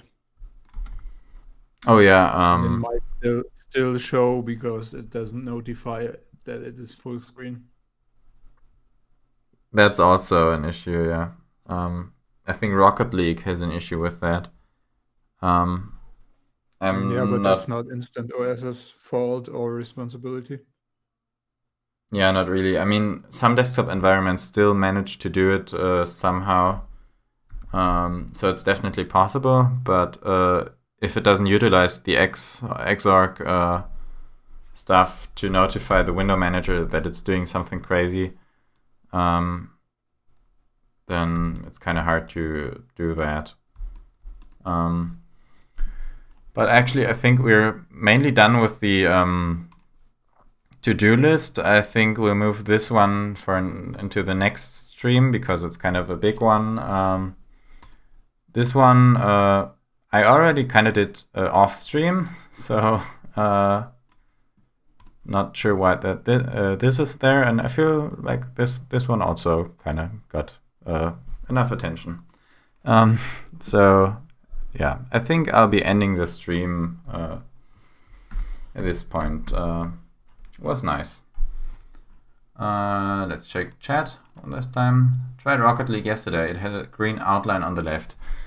Yeah, for me it also was Rocket League. I use it in window mode now. Rocket League is kind of weird. It's also a Proton app, so having that interact with Xarc adds an additional layer of difficulty for both the window manager and the app itself. But how to make full screen anyway, super behind the bar. Yeah, I think that'll be it for today's stream. Was fun talking to you, and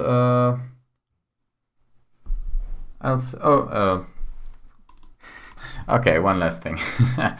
For the Go launch issue, can you send me the desktop file now? Yes, I can. I will do it after the stream, if I find it. But yeah, that'll be it for today's stream. See you guys next time. Bye. Whoops.